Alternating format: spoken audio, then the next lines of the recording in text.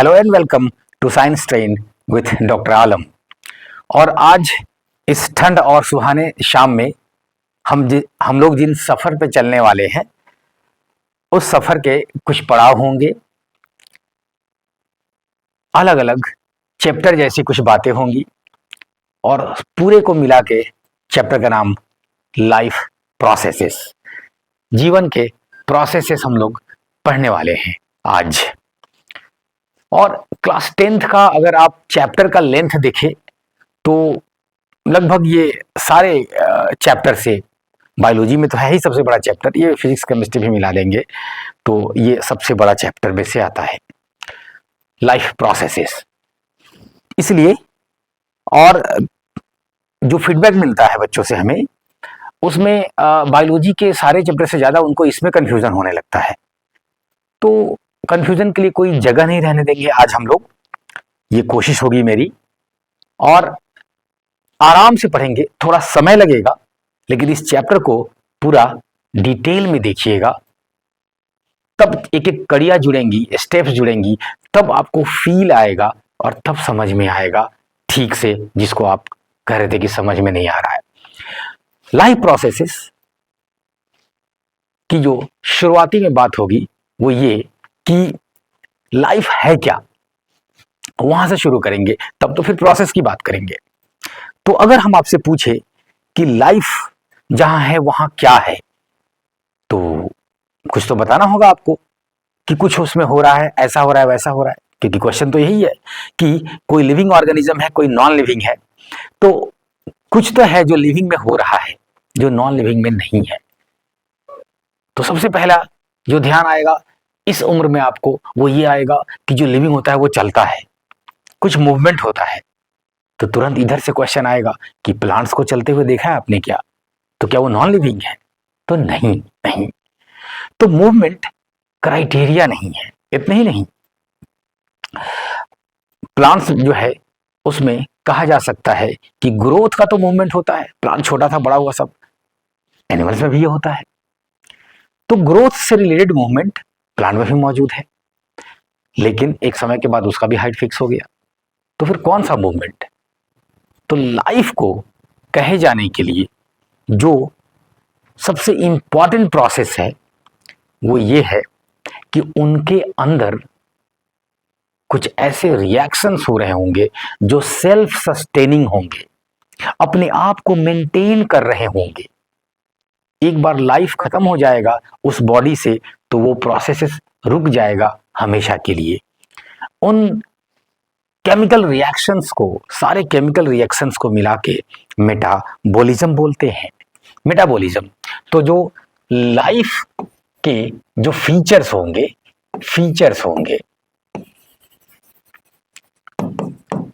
उसमें सबसे इंपॉर्टेंट अगर कोई कहेगा तो आप कहेंगे कि मेटाबॉलिज्म होना जरूरी है। मेटाबॉलिज्म को कैसे डिफाइन करेंगे हम लोग? Sum total of all reactions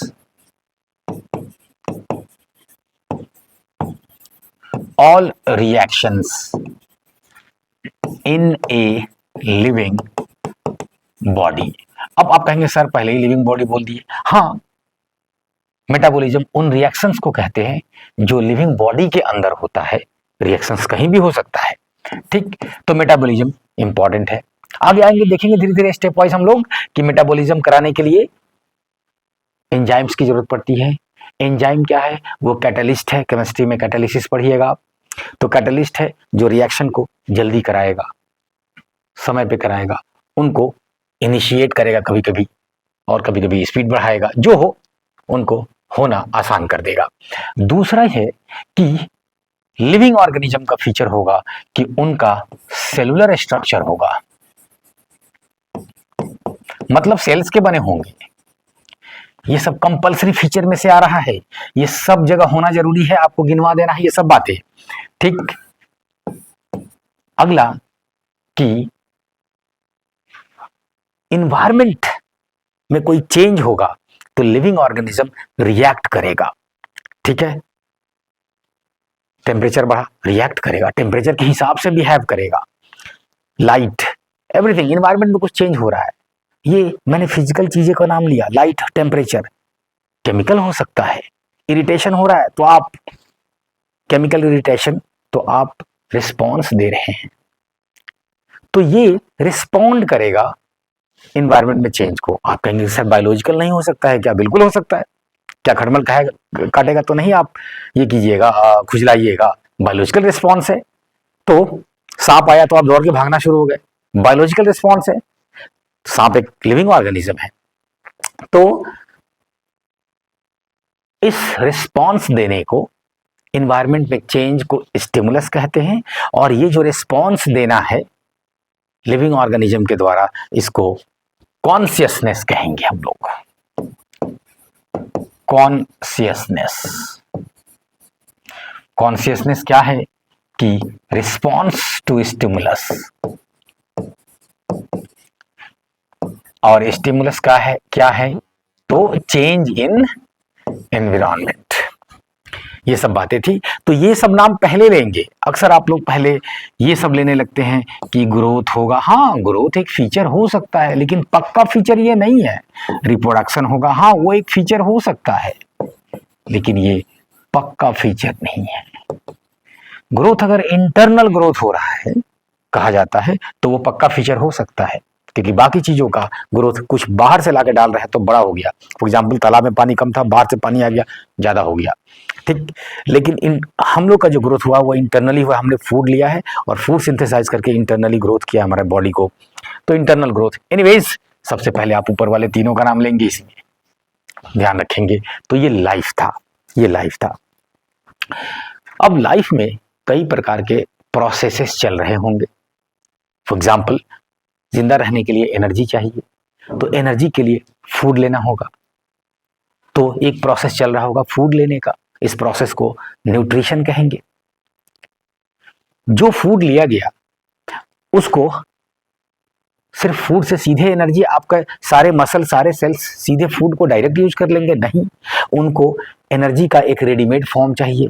तो इसके लिए फूड का रिएक्शन कराना होगा, ऐसा रिएक्शन जो एक्सोथर्मिक हो। एक्सोथर्मिक रिएक्शन किनको कहते हैं? जिसमें एनर्जी निकलता है केमिकल रिएक्शन में। तो एक्सोथर्मिक हो, उस एनर्जी को, हीट एनर्जी को कन्वर्ट किया जाए किसी ऐसे फॉर्म में जो हर सेल्स तक को अवेलेबल हो सके। एटीपी कहते हैं उसको, एडिनोसिन ट्राइफॉस्फेट, एटीपी। फिर एटीपी को यूज करेंगे, सारे सेल्स अपना अपना काम कर रहे होंगे। तो माइटोकॉन्ड्रिया में ये सब चीजें हो रही होंगी, ये भी एक प्रोसेस हो गया। तो ये क्या हो गया? रेस्पायरेशन। रेस्पायरेशन, जितने भी मेटाबॉलिज्म हो रहे होंगे, प्रोसेसेस हो रहे होंगे, तो कुछ ना कुछ ऐसा वेस्ट प्रोडक्ट जरूर निकलेगा जो बॉडी के लिए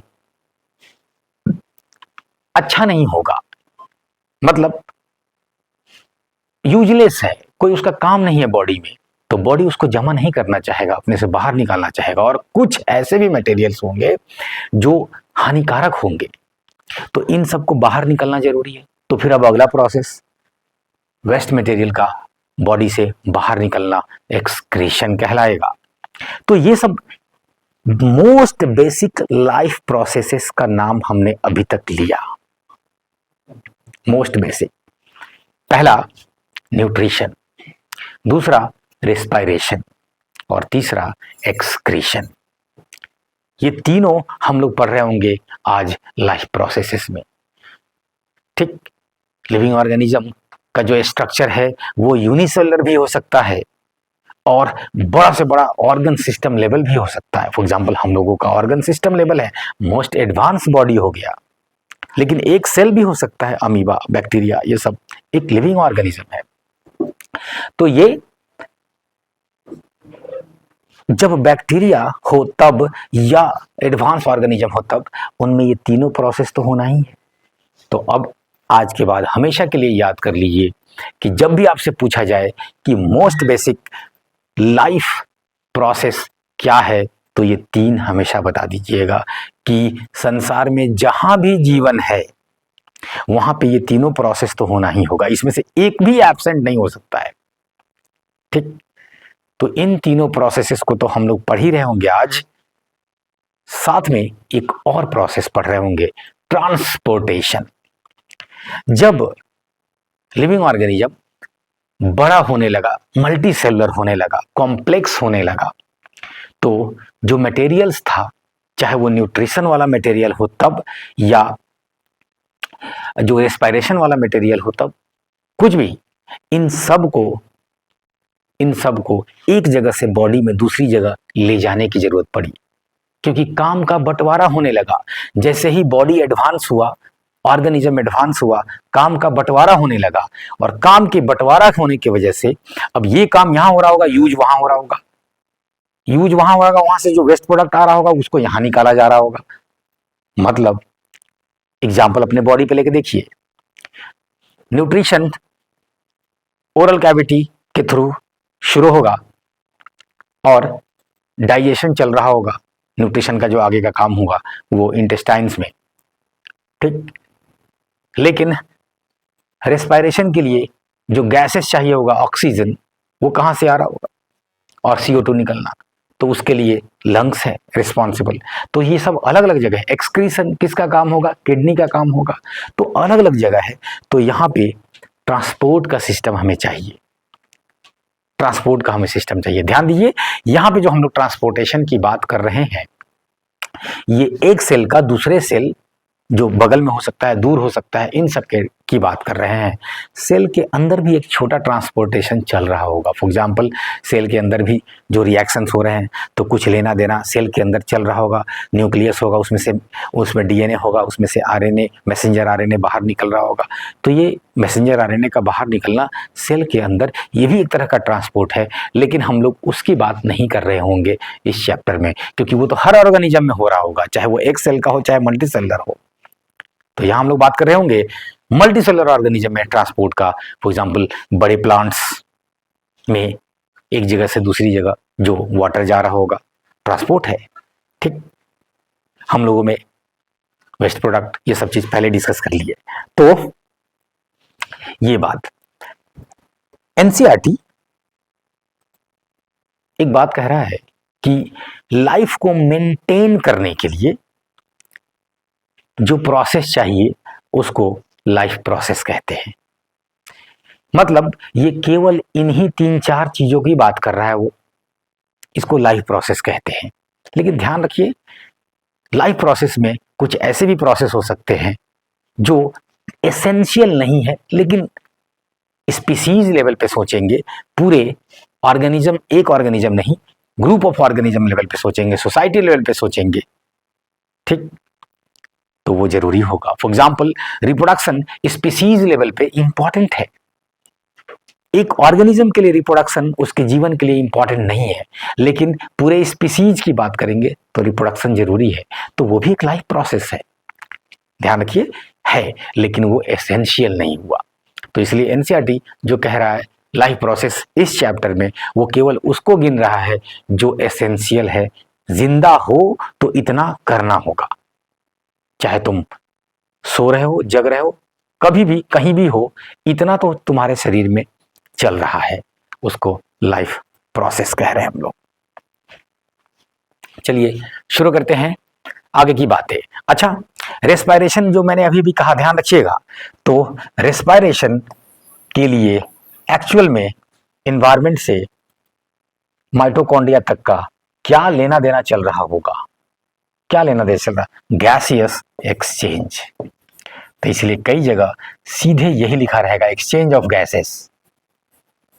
लाइफ के मोस्ट बेसिक प्रोसेस में एक न्यूट्रिशन और दूसरा एक्सचेंज ऑफ गैसेस और तीसरा excretion.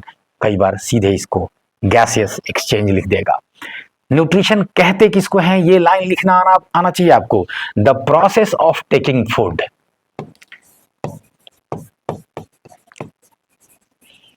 Of taking food is called nutrition. उसी को थोड़ा सा ये एलेबोरेट करके लिखा है, process of obtaining and utilising food.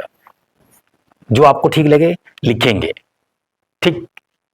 किस लिए फूड चाहिए, हमें काम करने के लिए एनर्जी चाहिए, हमारे प्रोसेसेस जो लगातार चल रहे हैं उसके लिए एनर्जी चाहिए। अगर बर्ड्स और मैमल्स की बात करें तो ये सब वार्म ब्लडेड एनिमल्स है, इनको लगातार अपने बॉडी टेम्परेचर मेंटेन करने के लिए हम सब मैमल्स हुए, तो हम सबको अपने बॉडी टेम्परेचर मेंटेन करने के लिए लगातार एनर्जी चाहिए। चाहे बाहर का टेम्परेचर 5 डिग्री सेल्सियस हो, 10 डिग्री सेल्सियस हो, चाहे 40-45 हो, आपके बॉडी का टेम्परेचर वही रहेगा। कितना? 37 डिग्री सेल्सियस। तो एनर्जी चाहिए उसके लिए। ग्रोथ करना है तो चाहिए, बड़ा होना है बच्चा को, एनर्जी चाहिए, बॉडी बिल्डिंग मटेरियल चाहिए। एंड मेंटेनेंस ऑफ ऑर्गेनिज्म का फिर आगे भी प्रोसेसेस चल रहा होगा, तो कई वियर एंड टीयर, टूट फाट चल रहा होगा, सबका मेंटेन भी करना होगा, सबके लिए रिक्वायरमेंट होगा न्यूट्रिशन का। और रेस्पिरेशन जो माइटोकॉन्ड्रिया के अंदर हो रहा है, वो क्या हो रहा है? तो ग्लूकोज को ब्रेक डाउन किया जा रहा है। ग्लूकोज को ऑक्सीजन से रिएक्ट करा के ब्रेक डाउन किया जा रहा है, और CO2 और वाटर रिलीज हो रहा है, और साथ में एनर्जी रिलीज हो रहा है। आपके बॉडी को काम केवल इसी का है जो एनर्जी रिलीज हुआ है, ठीक। उसके लिए अब फिर तो इसलिए CO2 को फिर बॉडी से बाहर निकल जाना है, ये एक वेस्ट प्रोडक्ट हो गया। तो CO2 का बाहर निकलना ये भी एक्सक्रीशन है, और ध्यान रखिए ये लंग्स से हो रहा है। तो आपसे पूछा जाए कि बॉडी में मेन एक्सक्रीटरी ऑर्गन क्या है, तो किडनी है, लेकिन पूछा जाए कि क्या और भी जगह एक्सक्रीशन हो सकता है? हाँ, ये क्या हो रहा है? CO2 का लंग में एक्सक्रीशन हो रहा है, ठीक। पसीने में भी कुछ चीजें निकल सकती हैं, वो भी एक्सक्रीशन है। तो ये सब बातें थी। आगे और ये सब डिटेल में पढ़ने वाले हम लोग, जल्दी जल्दी थोड़ा थोड़ा बेसिक बातें अभी कर ले हम लोग। एक्सक्रीशन, एलिमिनेशन होना चाहिए क्या? वेस्ट प्रोडक्ट्स का, ठीक, ताकि बॉडी के अंदर जो माहौल था वो बना रहे। बॉडी के अंदर जो माहौल था, मतलब जो वाटर था जितना बना रहे, जितने सॉल्ट्स थे बना रहे, इन सब का बैलेंस लगातार बना रहे, तभी वो लाइफ सस्टेन करेगा अपने आप को, वरना गड़बड़ होने लगेगा और वो मर जाएगा। तो ये जो कांस्टेंट इन्वायरमेंट बना के रखना है बॉडी में, इसके लिए जो वेस्ट प्रोडक्ट है उसको बाहर निकलना है। उस वेस्ट प्रोडक्ट के बाहर निकलने को एक्सक्रीशन कह रहे हैं, और कांस्टेंट इन्वायरमेंट बना के रखने को होम्योस्टैसिस कहते हैं, ठीक। मेंटेनेंस ऑफ कांस्टेंट इन्वायरमेंट, ध्यान रखिएगा, ये इंटरनल इन्वायरमेंट की बात हो रही है बॉडी के अंदर। और वो एग्जाम्पल के तौर पे किस किस चीज का, जैसे देखिए वाटर, मिनरल्स, तो हम लिख देंगे वाटर एंड अदर केमिकल्स, ठीक जा रहे हैं? होम्योस्टैसिस, ध्यान रखिएगा। और ये सारी बातें जो कर रहे हैं, ध्यान दीजिएगा, मैंने अलग से नहीं बोला है अब तक प्लांट लाइफ में, लाइफ प्रोसेसेस में। ध्यान रखिएगा ये सारी बातें इक्वली लागू हो रही है प्लांट्स पे, क्योंकि वो भी लिविंग ऑर्गेनिज्म है, और वो जो पहले वाला फीचर सब बताए हैं लाइफ का, वो सब वो दिखाता है, ठीक। आप कहेंगे कि सर कुछ कमी रह जाता है एनिमल से, तो हाँ, हम लोग जो बेसिक लाइफ प्रोसेसेस की बात कर रहे हैं वो सब में होगा। कुछ लाइफ प्रोसेसेस, कुछ सिस्टम्स ज़्यादा डेवलप होगा एनिमल्स में, ठीक। एनिमल्स में फॉर एग्जाम्पल स्केलेटल सिस्टम, जरूरत पड़ी अंदर में हार्ड स्ट्रक्चर का, ताकि बॉडी को एक शेप और साइज मिल सके, तो उसको आपने स्केलेटल सिस्टम कह दिया। कई ऐसे हार्मोन्स की जरूरत पड़ी आगे जो कोऑर्डिनेट कर सके केमिकली सारे ऑर्गन्स को, उसको एंडोक्राइन सिस्टम कह दिया आपने। तेजी से इंफॉर्मेशन ले जाने का चीज डेवलप हुआ एनिमल्स में, ये प्लांट में नहीं डेवलप हुआ, तो आपने उसको क्या कह दिया? Nervous system. तो इस तरह से कई लाइफ प्रोसेसेस हो सकता है, हम लोग केवल बेसिक की बात कर रहे हैं जो पाया जाएगा एनिमल्स, प्लांट, सब जगह, ठीक है। आइए शुरू करते हैं न्यूट्रिशन। छोटी छोटी बातें जो अभी अभी किए हैं वही सबको बार बार ये लिख रहा है। Essential for building and repairing tissues, last में एनर्जी की जरूरत तो थी ही, न्यूट्रिशन में जो हम लोग ले रहे होते हैं, जो फूड के जो पार्ट्स है उनको न्यूट्रिएंट्स कह देंगे। Substances required for growth, energy and maintenance the living body, और उन सब की जरूरत है इन सब काम के लिए। तो कुछ पार्ट्स का नाम आते रहता है बार बार, जो अलग अलग जगह पे आपको मिलता है। तो carbohydrate, protein, fat, vitamin, minerals, ध्यान दीजिएगा, इनका जो है ये हेल्प कर रहे होंगे मेटाबॉलिज्म में, हेल्प इन मेटाबॉलिज्म। और भी काम होंगे, ध्यान रखिएगा। लेकिन जैसे ये नाम आए तो आपके दिमाग में जो सबसे पहली बात आनी चाहिए वो मैं लिख रहा हूं। कार्बोहाइड्रेट ये एनर्जी सोर्स के तौर पे, एनर्जी सोर्स के तौर पे, फैट भी एनर्जी सोर्स के तौर पे। बस ये शॉर्ट टर्म होगा और ये लॉन्ग टर्म होगा, लॉन्ग टर्म होगा। ये काफी दिनों तक रह सकता है, ये वो वाला एनर्जी सोर्स होगा और वो होगा। और प्रोटीन जो होगा ये मेन बिल्डिंग मटेरियल है बॉडी का।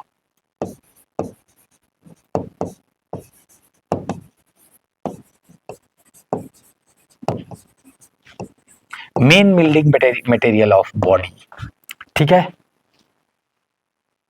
ये बातें, फैट जो है लॉन्ग टर्म एनर्जी सोर्स के तौर पे यूज हो रहा होगा।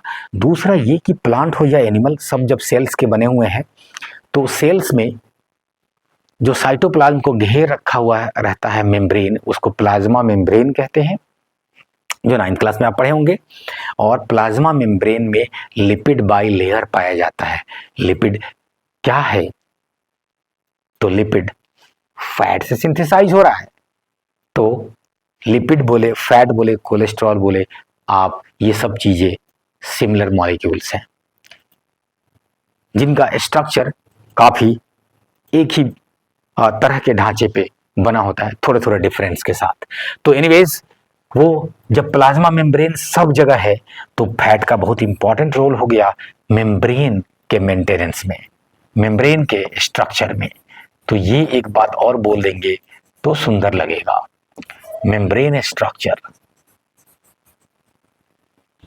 क्योंकि वो बहुत इंपॉर्टेंट काम हो गया ना, वो नहीं हो तो फिर सेल कहां से होगा। और विटामिन मिनरल्स और दूसरे चैप्टर्स में पढ़ते हैं, सब नाम ये सबका विटामिन ए बी सी इस तरह का नाम देते हैं। मिनरल्स में आयरन, मैग्नीशियम, फास्फोरस, ये सारे मिनरल्स हो गए। चलिए, हम लोग प्रोसेस की बात अभी कर रहे हैं, वो सब केमिकल्स के बारे में अभी जितना बोले हैं उतना काफी है यहाँ पे। मोड्स ऑफ न्यूट्रिशन में, ठीक, मोड्स ऑफ न्यूट्रिशन। चलिए, तो एक बेसिक बात यहाँ पे हो जाए तब आगे बढ़ते हैं।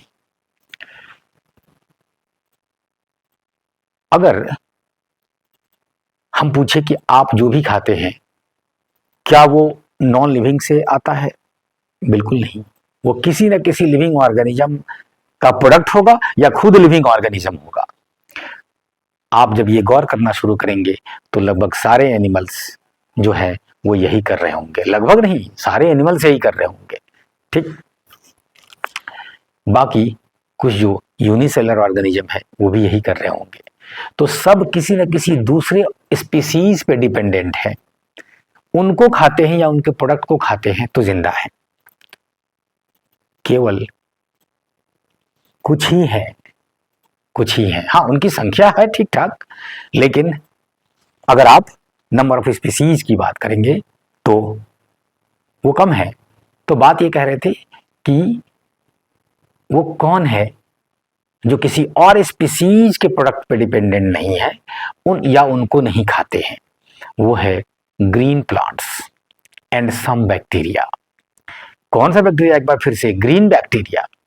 मतलब ये कि जो फोटोसिंथेसिस कर सकते हैं, सिर्फ और सिर्फ वही है जो किसी और स्पीसीज पे डिपेंडेंट नहीं है अपने खाने के लिए। ग्रीन प्लांट्स, जिसमें कि अलगी को हम इंक्लूड कर दे रहे हैं, अलग से अलगी भी कोई लिख सकता है, ग्रीन प्लांट्स, अलगी, अलगी भी सारे ग्रीन होते हैं, ठीक।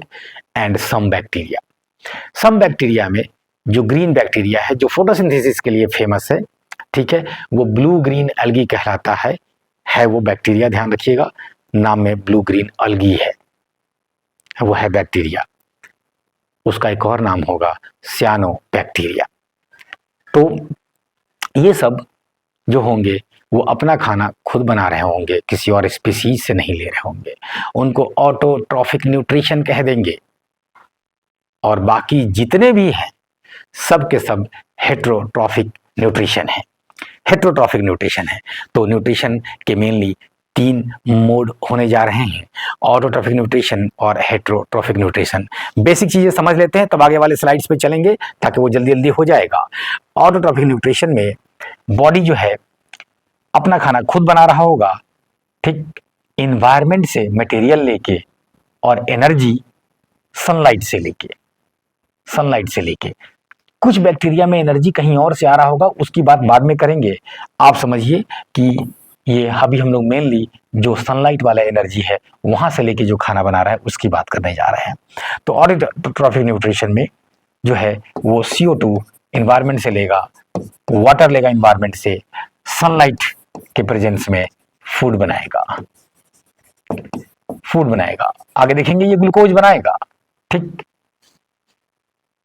तो ये अपना खाना बना लिया, निकल लिया आगे। हेट्रोट्रॉफिक न्यूट्रिशन में अब ये ऑटोट्रॉफिक वाले पे डिपेंड होगा, ठीक है।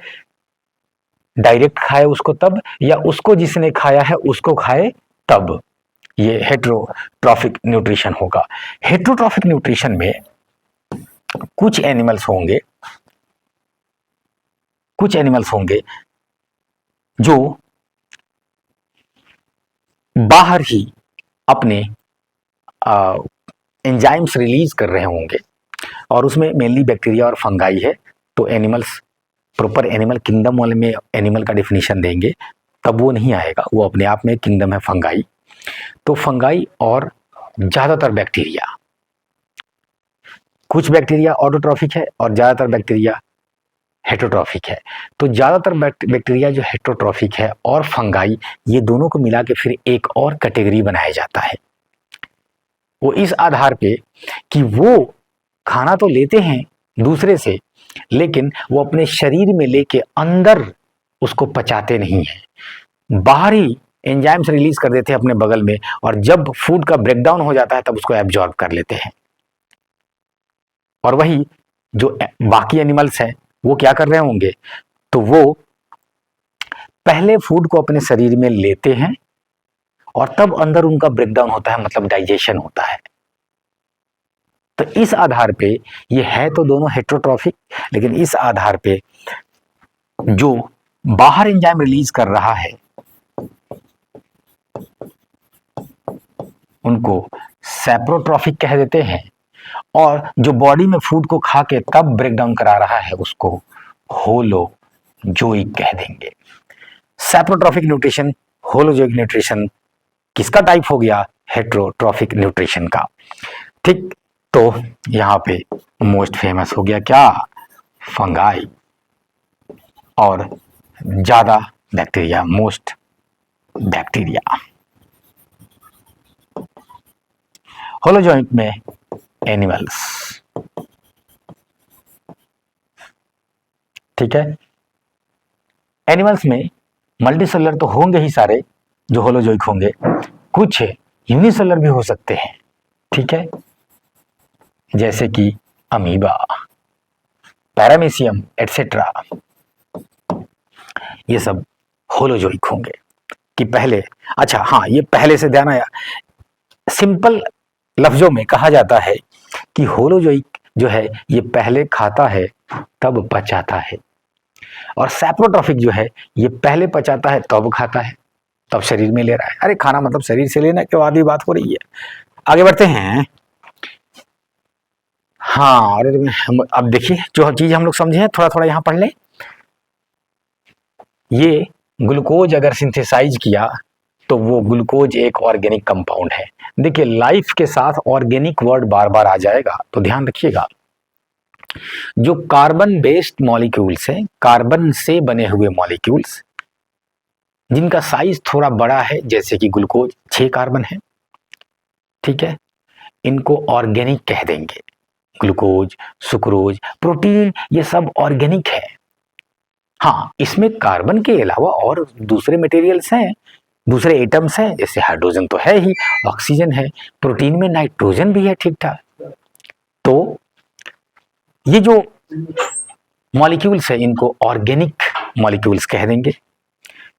बस ध्यान रखिएगा, वही कार्बन जब अकेला पाया जा रहा होगा कहीं पे, जैसे कि कार्बन डाइऑक्साइड, ठीक है, हाइड्रोजन वगैरह है नहीं उसमें, तो उसको इनऑर्गेनिक कह देंगे। तो उन सब ऑर्गेनिक को छोड़ देंगे तो बाकी सारे केमिकल्स इनऑर्गेनिक में आ जाएंगे। तो फाइनली जो फूड बन रहा है, ग्लूकोज या जो फूड हम सब खा रहे हैं, ये सब के सब ऑर्गेनिक है, ध्यान रखिएगा, ठीक। जब फूड का ब्रेकडाउन हो रहा है माइटोकॉन्ड्रिया में और कार्बन डाइऑक्साइड रिलीज हो रहा है, तो कार्बन डाइऑक्साइड में कार्बन तो है लेकिन वो ऑर्गेनिक नहीं कहलाएगा, ध्यान रखिएगा। तो फूड सारे बनाया वो ऑर्गेनिक है, कहां से बनाया, तो simple inorganic substances like carbon dioxide, CO2 and water, ठीक। ध्यान रखिए, कार्बन डाइऑक्साइड को ये यूज कर रहा है और फूड बना रहा है, और फूड को जो है हेटेरोट्रॉफ कंज्यूम करेंगे और ब्रेक डाउन करेंगे, और वो फिर वापस कार्बन डाइऑक्साइड बना के इन्वायरमेंट में रिलीज कर देंगे, ठीक। तो यहाँ पे ऑक्सीजन रिलीज होगा, CO2 ले लिया जाएगा, और वहां पे ऑक्सीजन ले लिया जाएगा, CO2 रिलीज हो जाएगा। अभी ऑटोट्रॉफ की बात कर रहे हैं तो ये ऑक्सीजन रिलीजिंग होगा। सनलाइट, सनलाइट जितने भी ग्रीन है, ग्रीन प्लांट्स, अलगी, सियानोबैक्टीरिया, उन सब में सनलाइट सोर्स ऑफ एनर्जी होगा। कुछ बैक्टीरिया जिनको कीमोसिंथेटिक बैक्टीरिया कहते हैं, क्या कहते हैं, कीमोसिंथेटिक बैक्टीरिया। तो कुछ बैक्टीरिया जो है एनर्जी सोर्स अपने इन्वायरमेंट में कुछ दूसरे और रिएक्शंस हो रहे होंगे, उस रिएक्शन से, इनऑर्गेनिक रिएक्शन से जनरली होते हैं, उन रिएक्शन से निकले हुए एनर्जी को यूज कर लेते हैं और अपना फोटोसिंथेसिस कर लेते हैं, ठीक है। तो वैसे जो फूड सिंथेसिस है उसको फोटोसिंथेसिस कहना उचित नहीं होगा, क्योंकि फोटो मतलब लाइट होता है, लाइट एनर्जी होना चाहिए था, इसलिए उनको क्या कह देते हैं, कीमोसिंथेटिक, ठीक है। Does not require consumption of other organism. हाँ, जाहिर सी बात है, जो ऑटोट्रॉफ है वो दूसरे ऑर्गेनिज्म को नहीं खाएंगे। एग्जाम्पल्स, ग्रीन ऑर्गेनिज्म सब बैक्टीरिया, यस, सियानोबैक्टीरिया। सियानोबैक्टीरिया में अगर 2-3 एग्जाम्पल भी बोल देंगे तो और अच्छा लगेगा, क्योंकि ये बात बहुत फेमस हो गया कि ये लोग हैं। तो नॉस्टक, एनाबिना और स्पाइरुलिना, ये सब बोल देंगे तो अच्छा रहेगा। ये सब फेमस सियानोबैक्टीरिया है। तो फोटोसिंथेसिस की बात अब होने जा रही है। Process by which green plant synthesise their own food, वो अपना खाना बनाते हैं। खाने को कहते हैं, जो खाना बना उसको कहते हैं कार्बोहाइड्रेट्स, ठीक है। जैसे कि ग्लूकोज एक कार्बोहाइड्रेट है, सुक्रोज एक कार्बोहाइड्रेट है, स्टार्च एक कार्बोहाइड्रेट है। तो इस तरह की चीजें बनेंगी using simple inorganic substances, carbon dioxide, water, ठीक। फोटोसिंथेसिस का ये डिफिनेशन होगा। और in the presence of sunlight and chlorophyll, sunlight and chlorophyll, sunlight तो एनर्जी सोर्स हुआ, क्लियर है।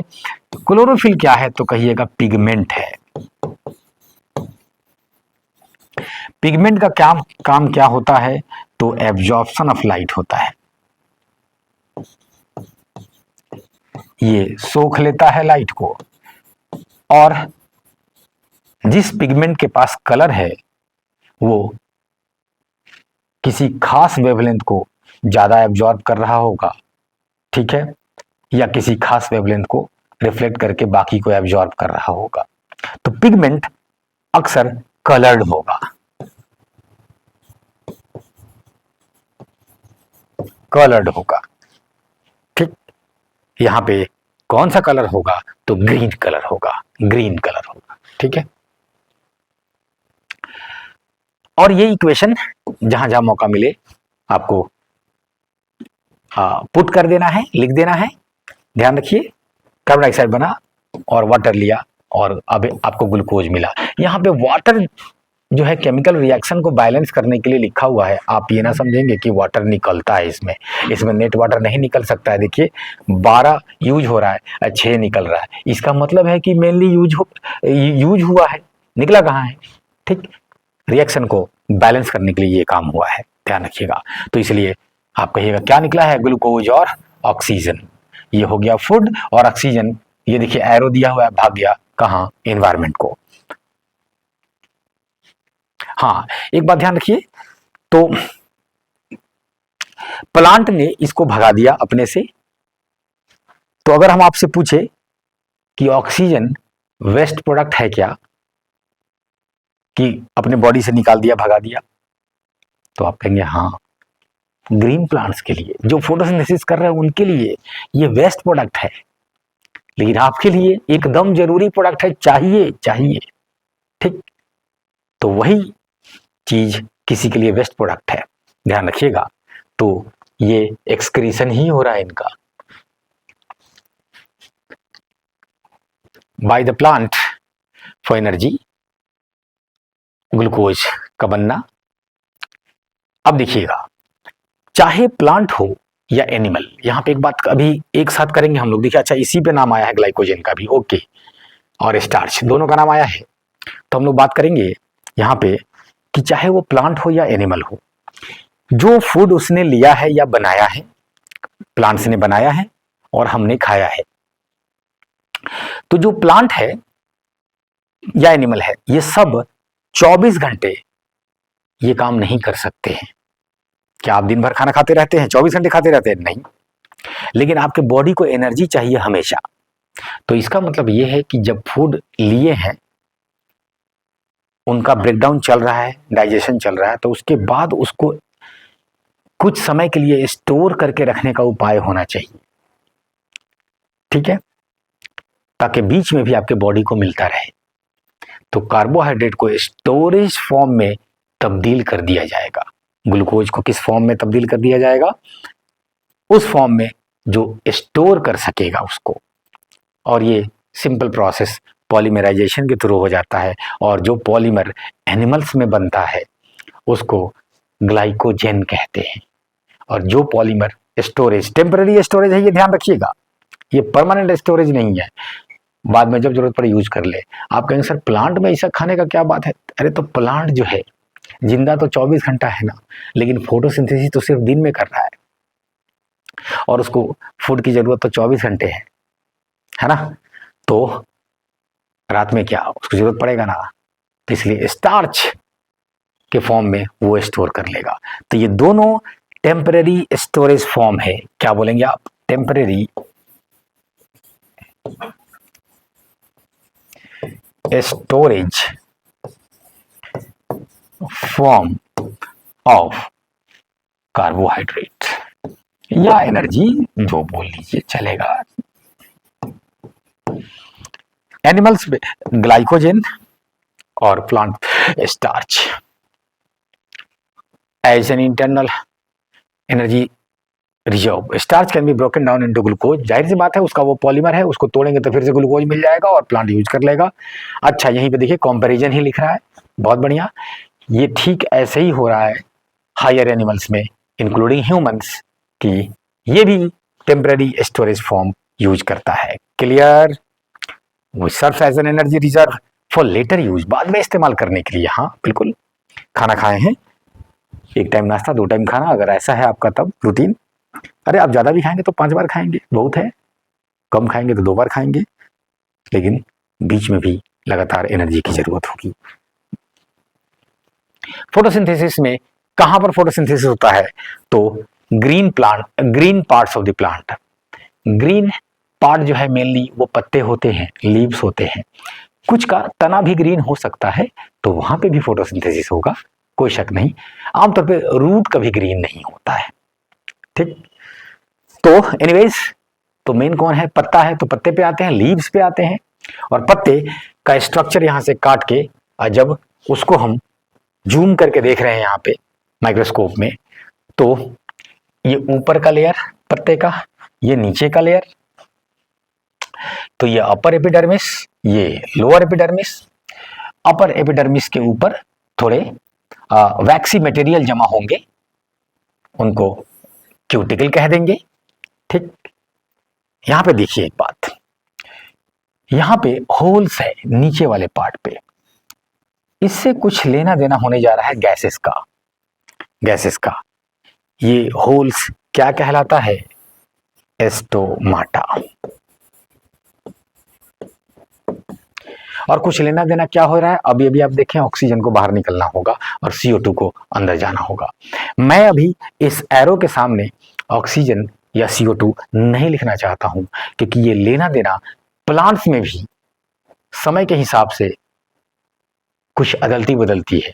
फॉर एग्जाम्पल, जब फोटोसिंथेसिस चल रहा है तो नेट ऑक्सीजन रिलीज हो रहा है, लेकिन रात में वो ऑक्सीजन रिलीज नहीं कर रहा होगा। रात में भी वो जिंदा है, तो उसको खुद अपने जिंदा रहने के लिए अब वो वही काम कर रहा होगा जो एनिमल्स कर रहा है, कि बाहर से ऑक्सीजन ले रहा है। हाँ, वो उसको थोड़ा सा चाहिए, वो एक अलग बात है। ठीक, ये सब बातें होती है। और वो थोड़ा सा के लिए ये पूरा स्टोमाटा खुले रहना जरूरी नहीं होगा, वो एक अलग बात है, लेकिन चाहिए होगा उसको ऑक्सीजन रात में। देखेंगे, ध्यान रखिएगा, रात में स्टोमाटा हम लोग बंद करने जा रहे हैं। ठीक, लेकिन गैसेस का जो एक्सचेंज होगा, जो थोड़ा बहुत और कहीं कहीं से होगा, ये थोड़ा सा भी हल्का ओपनिंग होगा तो काम चल जाएगा, क्योंकि प्लांट को बहुत कम ऑक्सीजन चाहिए जिंदा रहने के लिए। एनीवेज, ये स्टोमाटा है। हम लोग बात कर रहे हैं फोटोसिंथेसिस कहाँ होता है, तो उसकी बात आई है। अच्छा, ये गार्ड सेल चूंकि फिगर में लिख दिया एनसीईआरटी ने, तो ध्यान रखिए, ये स्टोमाटा का जो ओपनिंग और क्लोजिंग है, ठीक है,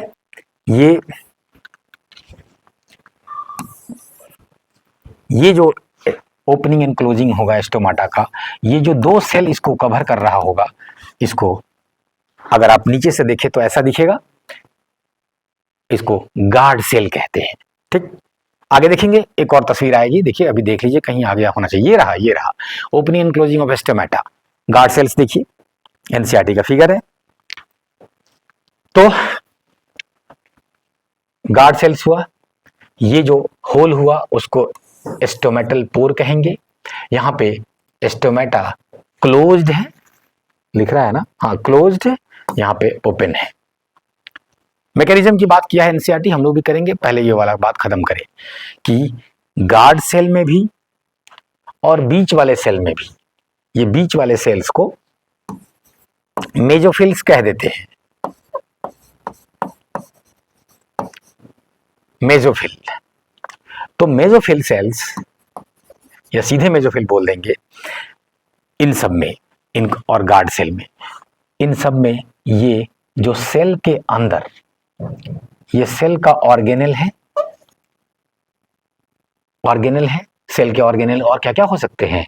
गोल्गी एपैरेटस, माइटोकॉन्ड्रिया, राइबोसोम्स, ये सब सेल के ऑर्गेनेल्स है, सेल के अंदर के स्ट्रक्चर्स है, ऑर्गेनेल्स है। वो क्या है? क्लोरोप्लास्ट। और क्लोरोप्लास्ट के अंदर क्या होता है? क्लोरोफिल। वो पिगमेंट, क्लोरोप्लास्ट सेल ऑर्गेनेल है और उसके अंदर जो पिगमेंट है उसका नाम है क्लोरोफिल। तो ये बात है, और वहां पे क्या हो रहा है? फोटोसिंथेसिस। जो बातें हम लोग समझे हैं, जल्दी जल्दी इसको पढ़ा जाए। Chloroplast are the organelles where photosynthesis occurs, बिल्कुल सही बात। Disc shaped and green in colour. ठीक, देखिए नीचे स्ट्रक्चर है, लोकेशन कहां होगा? तो ये देखिए, मेजोफिल सेल्स की भी बात कर लिया है। प्राइमरीली ज्यादा कहां होगा? मेजोफिल सेल्स में, गार्ड सेल्स में भी होंगे, वो अलग बात है। पिगमेंट है क्लोरोफिल, वो लाइट को एब्जॉर्ब करता है फोटोसिंथेसिस के लिए। देख लिए सब, ये था क्लोरोफिल का बेसिक, क्लोरोप्लास्ट का बेसिक स्ट्रक्चर। और इसमें जो पिगमेंट्स दिख रहा है, ये पिगमेंट्स क्या है? Chlorophyll. Opening and closing of stomata कैसे होता है? तो जब वाटर का अमाउंट बढ़ेगा गार्ड सेल में, तो ये फैल जाएगा, तो स्टोमाटा खुल जाएगा। और जैसे ही वाटर का अमाउंट बढ़ेगा, घटेगा, तो फिर पचक जाएगा, तो बीच का जो होल है, पोर है, वो बंद हो जाएगा। और वाटर के अमाउंट के हिसाब से ये जो प्रेशर क्रिएट हुआ है, इसको टर्गर प्रेशर कहते हैं। तो जब सेल्स टर्जिड होगा, टर्गर प्रेशर हाई होगा तो ओपनिंग हो जाएगा, टर्गर प्रेशर कम तो क्लोज हो जाएगा। उसी को आगे लिखा है, अलाउ गैस एक्सचेंज कर रहा है ये, और वहां से गैसेस का एक्सचेंज तो होगा ही, वाटर भी वेपर के फॉर्म में निकल रहा होगा। उस प्रोसेस को ट्रांसपायरेशन कहेंगे, और ट्रांसपीरेशन जो है वो आगे हम लोग देखने वाले हैं, जब ट्रांसपोर्टेशन की बात आएगी तो फिर से वो आएगा। स्टोमाटा का क्या रोल है, तो ये कार्बन डाइऑक्साइड लेने में मदद करता है, फोटोसिंथेसिस में ये रूल है, ये उसका रोल है। Close to conserve water when CO2 is not needed. यहाँ पे आइए, यहाँ पे आइए, स्टोमाटा के खुलने और बंद होने के लिए, चूंकि स्टोमाटा का काम था गैस का एक्सचेंज कराना, पहला काम, और रात में जो है जरूरत नहीं है उस हाई लेवल पे गैसेस का एक्सचेंज कराने का, क्योंकि फोटोसिंथेसिस रुक चुका है, तो स्टोमाटा क्लोज हो जाता है। थोड़े बहुत जो ये एयर स्पेसेस के ऑक्सीजन है, ये एयर स्पेसेस देखिए दिखा रहा है, तो ये सब के बीच में कुछ ऑक्सीजन होगा। रात में प्लांट उन ऑक्सीजन को यूज कर रहा होगा, और थोड़े बहुत कहीं कहीं हल्का फुल्का खुला रह गया कोई स्टोमाटा, तो वहां से थोड़ा बहुत ऑक्सीजन आ गया, तो उसी से काम चला लिया। आप बोलेंगे कि बंद करना तो फिर जरूरी क्यों हुआ, क्योंकि वाटर लॉस नहीं चाहिए हमें उतना कि दिन रात खुला रहे, कि प्लांट सूख जाए, तो इसलिए रात में बंद हो जाएगा, तो स्टोमाटा का खुला रहना गैसेस एक्सचेंज तो जम के करा ही रहा होगा, वाटर लॉस भी करा रहा होगा, ठीक, वाटर लॉस करा रहा होगा, तो इसके लिए वो होगा। अच्छा, ये वाटर लॉस की समस्या ज्यादा किन प्लांट्स में आएगी, जो डेजर्ट में पाए जाते हैं, उनमें वाटर लॉस की समस्या कुछ ज्यादा ही होगी। तो अब देखिए क्या होगा, और वो दिन के समय ज्यादा वाटर लॉस होगा, जम के धूप होगा, गर्मी होगा, तो डेजर्ट वाले जो ग्रीन प्लांट्स है वो उल्टा काम कर रहे होंगे, वो दिन में ही अपना स्टोमाटा क्लोज रख लेते हैं। तो आप कहेंगे तब फोटोसिंथेसिस के लिए कहां से मिलेगा कार्बन डाइऑक्साइड, गड़बड़ हो जाएगा ना। तो इसके लिए एक नया ही मैकेनिज्म डेवलप किया कि रात में वो जब स्टोमाटा खोलते हैं तो कार्बन डाइऑक्साइड को उस समय एब्जॉर्ब करके अंदर, और उसको एक अलग फॉर्म में, एनसीईआरटी आपका लिख रहा है इंटरमीडिएट फॉर्म में रख लेता है, कुछ दूसरे फॉर्म में रख लेता है, जैसे कि मैलिक एसिड है मोस्ट कॉमन, उस फॉर्म में रख लेगा, और दिन में अंदर ही CO2 को रिलीज कर देगा, अंदर ही फोटोसिंथेसिस होने के लिए। स्टोमाटा बंद है दिन में, ठीक। तो जो डेजर्ट प्लांट्स है, जेरोफाइटिक प्लांट्स कहते हैं उनको, जहां पानी की इतनी समस्या है, वहां पे ये स्टोमाटा का बंद होना खुलना ये उल्टा प्रोसेस फॉलो कर रहा होगा दिन और रात के मामले में।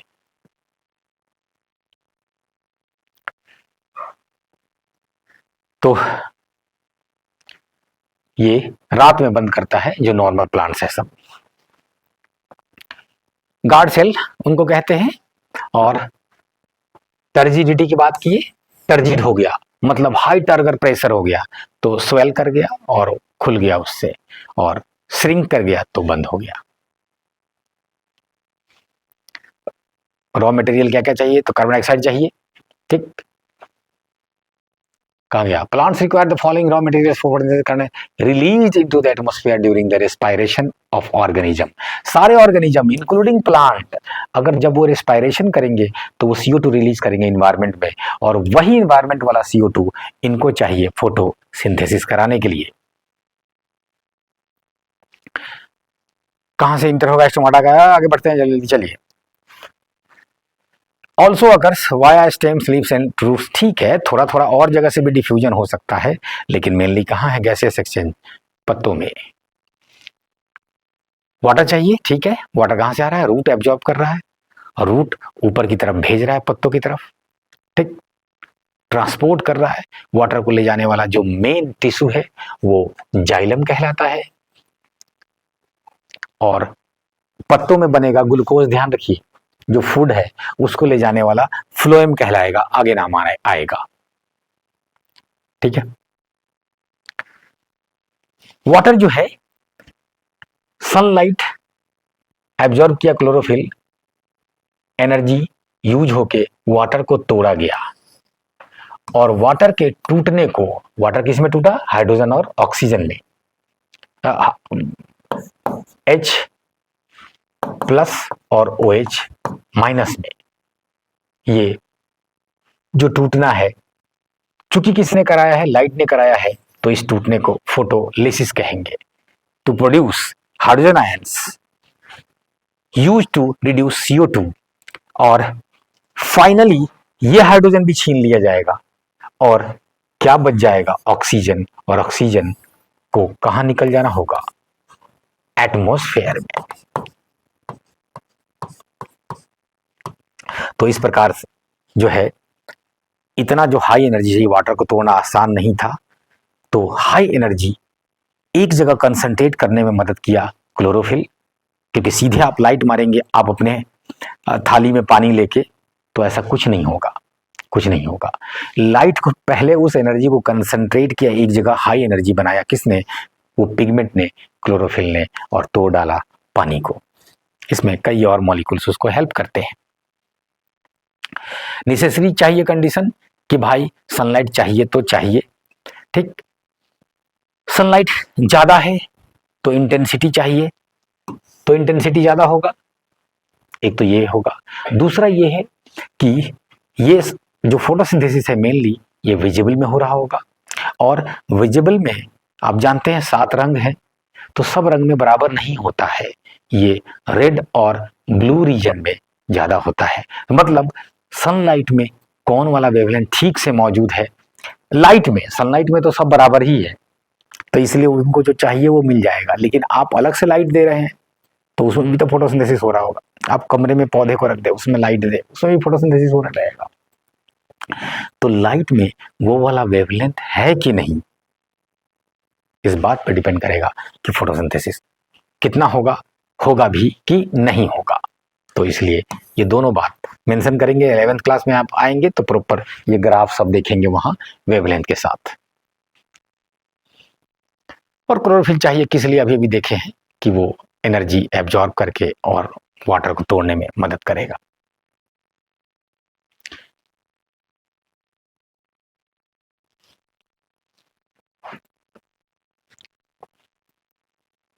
तीन मेन जो इवेंट है, स्टेप्स है, वो लाइट एनर्जी का एब्जॉर्प्शन, ठीक है, स्प्लिटिंग ऑफ वाटर, ठीक है,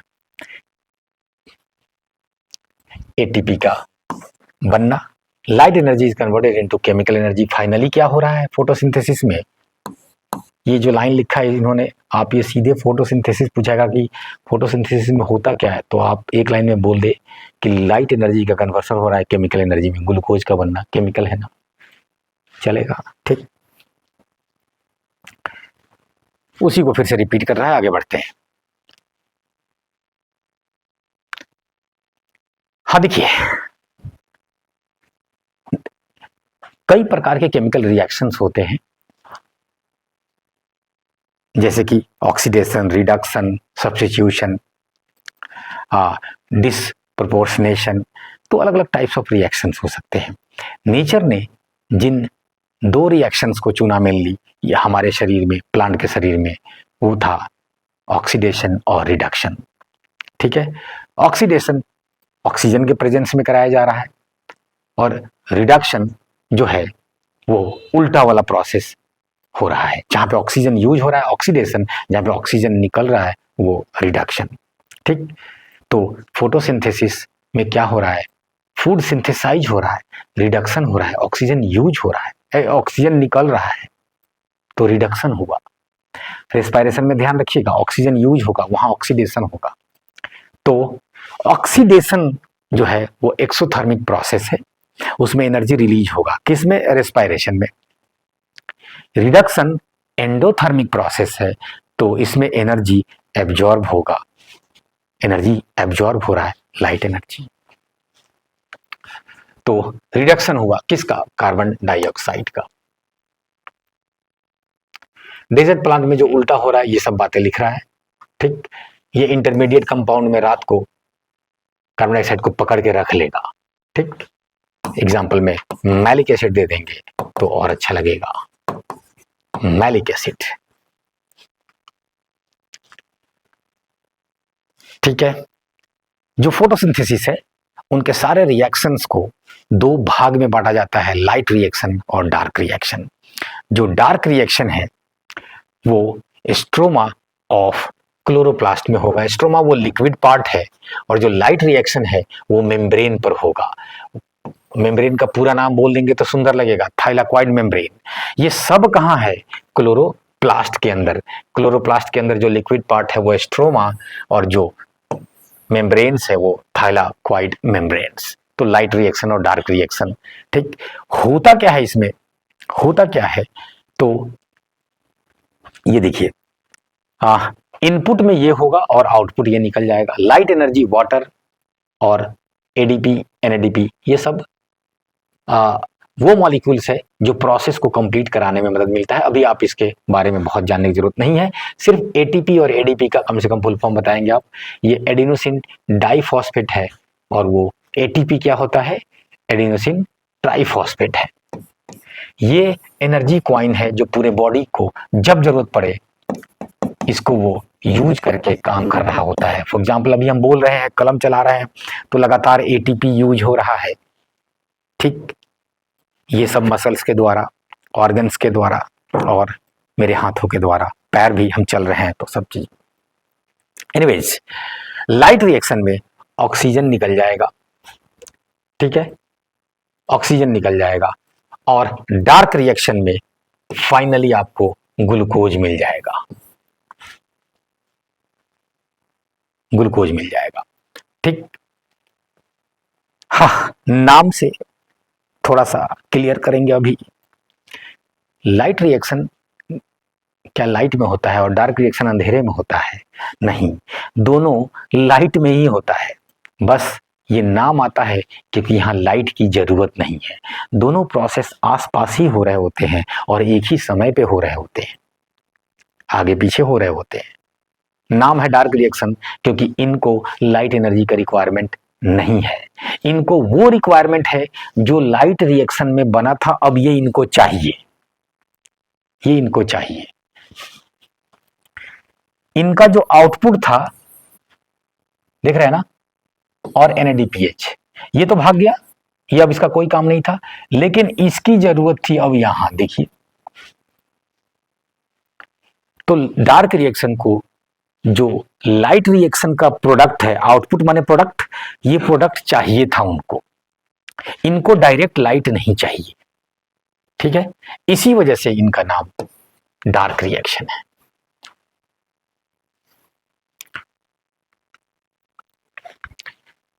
चलिए, अब अगला न्यूट्रिशन, हेटेरोट्रॉफिक न्यूट्रिशन।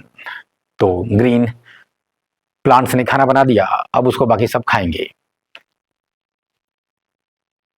बेसिक बातें हम लोग पहले ही कर चुके हैं कि वो अपना खाना नहीं बनाएंगे, दूसरे ऑर्गेनिज्म पे डिपेंड होंगे। पढ़ लीजिए आप।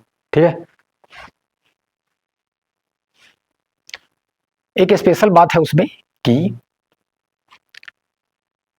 कुछ खा तो रहे होंगे दूसरे से, लेकिन उसी में कुछ स्पेशल बातें होंगी, उसके वजह से पैरासाइट कह देंगे।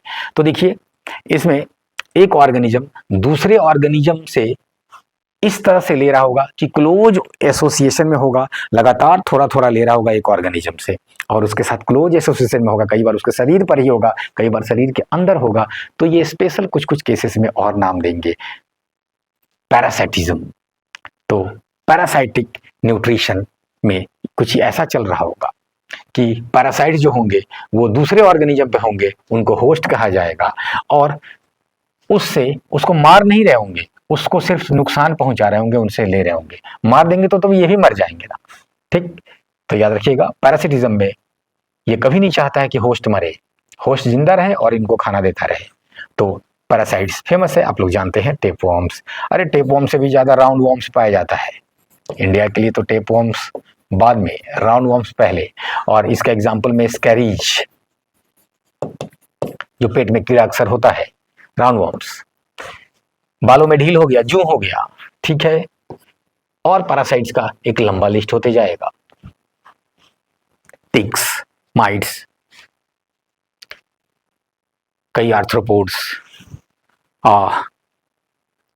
फ्लैटवर्म्स कहते हैं वो सब, ये टेपवर्म भी एक फ्लैटवर्म का ही एग्जाम्पल है, ये सब पैरासाइट्स के एग्जाम्पल है। लीच, जोंक, वो भी है। चलिए आगे बढ़ते हैं। ये हम लोग इतना आप एग्जाम्पल्स के तौर पे बता दें, काफी है, एक दो न्यूट्रिशन में आगे बढ़े हम लोग। सेप्रोफाइटी की बात पहले ही कर चुके हैं, देखिए फंगाई और बैक्टीरिया आ गया। होलोजोइक की बात पहले ही कर चुके हैं कि ये पहले खाएगा तब पचाएगा। आगे बढ़ते हैं। ऑब्टेन देयर न्यूट्रिशन, कैसे लेते हैं?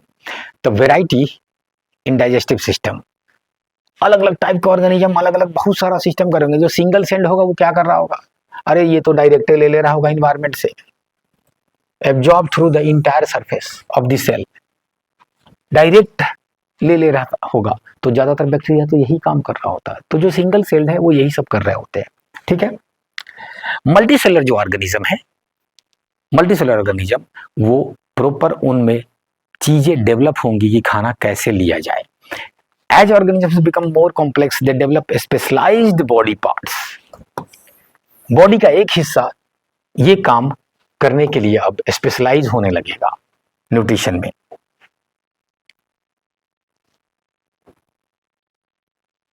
आगे जो है यहां पे ध्यान रखिए, चूंकि अमीबा और पैरामीशियम की बात आया है और एनसीईआरटी चर्चा कर रहा है इसकी, तो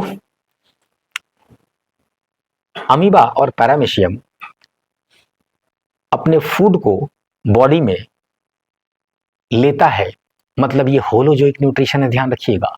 ये डायरेक्ट ग्लूकोज को या आसपास में कार्बोहाइड्रेट को एब्जॉर्ब कर लिया, प्रोटीन को एब्जॉर्ब कर लिया, वैसा नहीं है जो बाकी बैक्टीरिया कर रहा है। तो सिंगल सेल्ड होते हुए भी ये खाना खाता है अमीबा पैरामीशियम, ठीक। कैसे? तो फूड को अपने बॉडी में ले लेगा। पहले तो स्यूडोपोडिया बनाएगा, अमीबा में फेमस है, स्यूडोपोडिया बनाएगा, फूड को घेर लेगा। उसके बाद फूड आ जाएगा अंदर, ये अपना बॉडी बना लेगा, यहाँ तक बॉडी इसका ऐसे हो जाएगा। फूड जो अंदर जिस पैकेट में आया, ठीक, वो भी प्लाज्मा मेम्ब्रेन वाला ही पैकेट बन गया ना एक अंदर, उसको फूड वैक्यूल कहते हैं, वैक्यूल, ठीक। और ये होलोजोइक न्यूट्रिशन हुआ क्योंकि पहले अंदर लिया तब पचाया। पैरामीशियम भी ऐसा करेगा। अमीबा अपने शरीर में कहीं पर से भी खा लेगा क्योंकि उसको स्यूडोपोडिया बनाना है और अंदर ले लेना है। लेकिन पैरामीशियम जैसे कुछ ऑर्गेनिज्म जो खा तो रहे हैं लेकिन सब जगह से नहीं खा पाएंगे क्योंकि उनका स्पेशल शेप है, पूरा बॉडी उस काम के लिए नहीं सेट है। तो बाकी जगह से फूड धकेल दिया जाएगा सीलिया जो उसके शरीर में पाया जाता है पैरामीशियम के एक खास जगह पे, और वहां पे वो शरीर के अंदर ले लेगा, अरे सेल के अंदर ले लेगा। Specialized structures in multicellular organisms, specialized structures like mouth, stomachs and intestines help in the breakdown of absorption of nutrients, ठीक है। हायर ऑर्गेनिज्म में ये सब चीजें पाई जाएंगी। एक बार फिर से ये रिपीट हो रहा है, टाइप्स ऑफ न्यूट्रिशन, इसको हम लोग स्किप करेंगे, ठीक। एंजाइम्स उनको करा रहा होगा, ये सब चर्चा कर चुके हैं। अच्छा ये देखिए फोटो दे दिया एनसीईआरटी वाला, फूड पार्टिकल आया, ये स्यूडोपोडिया का फॉर्मेशन हुआ, फूड पार्टिकल अंदर घुसा और ये जो प्लाज्मा मेम्ब्रेन एक पैकेट बना दिया, इसका नाम क्या हो गया? वैक्यूल, फूड वैक्यूल, ठीक। और उसका ब्रेकडाउन हो गया, पचा उचा गया, फिर अमीबा जैसा पहले था वैसा हो गया।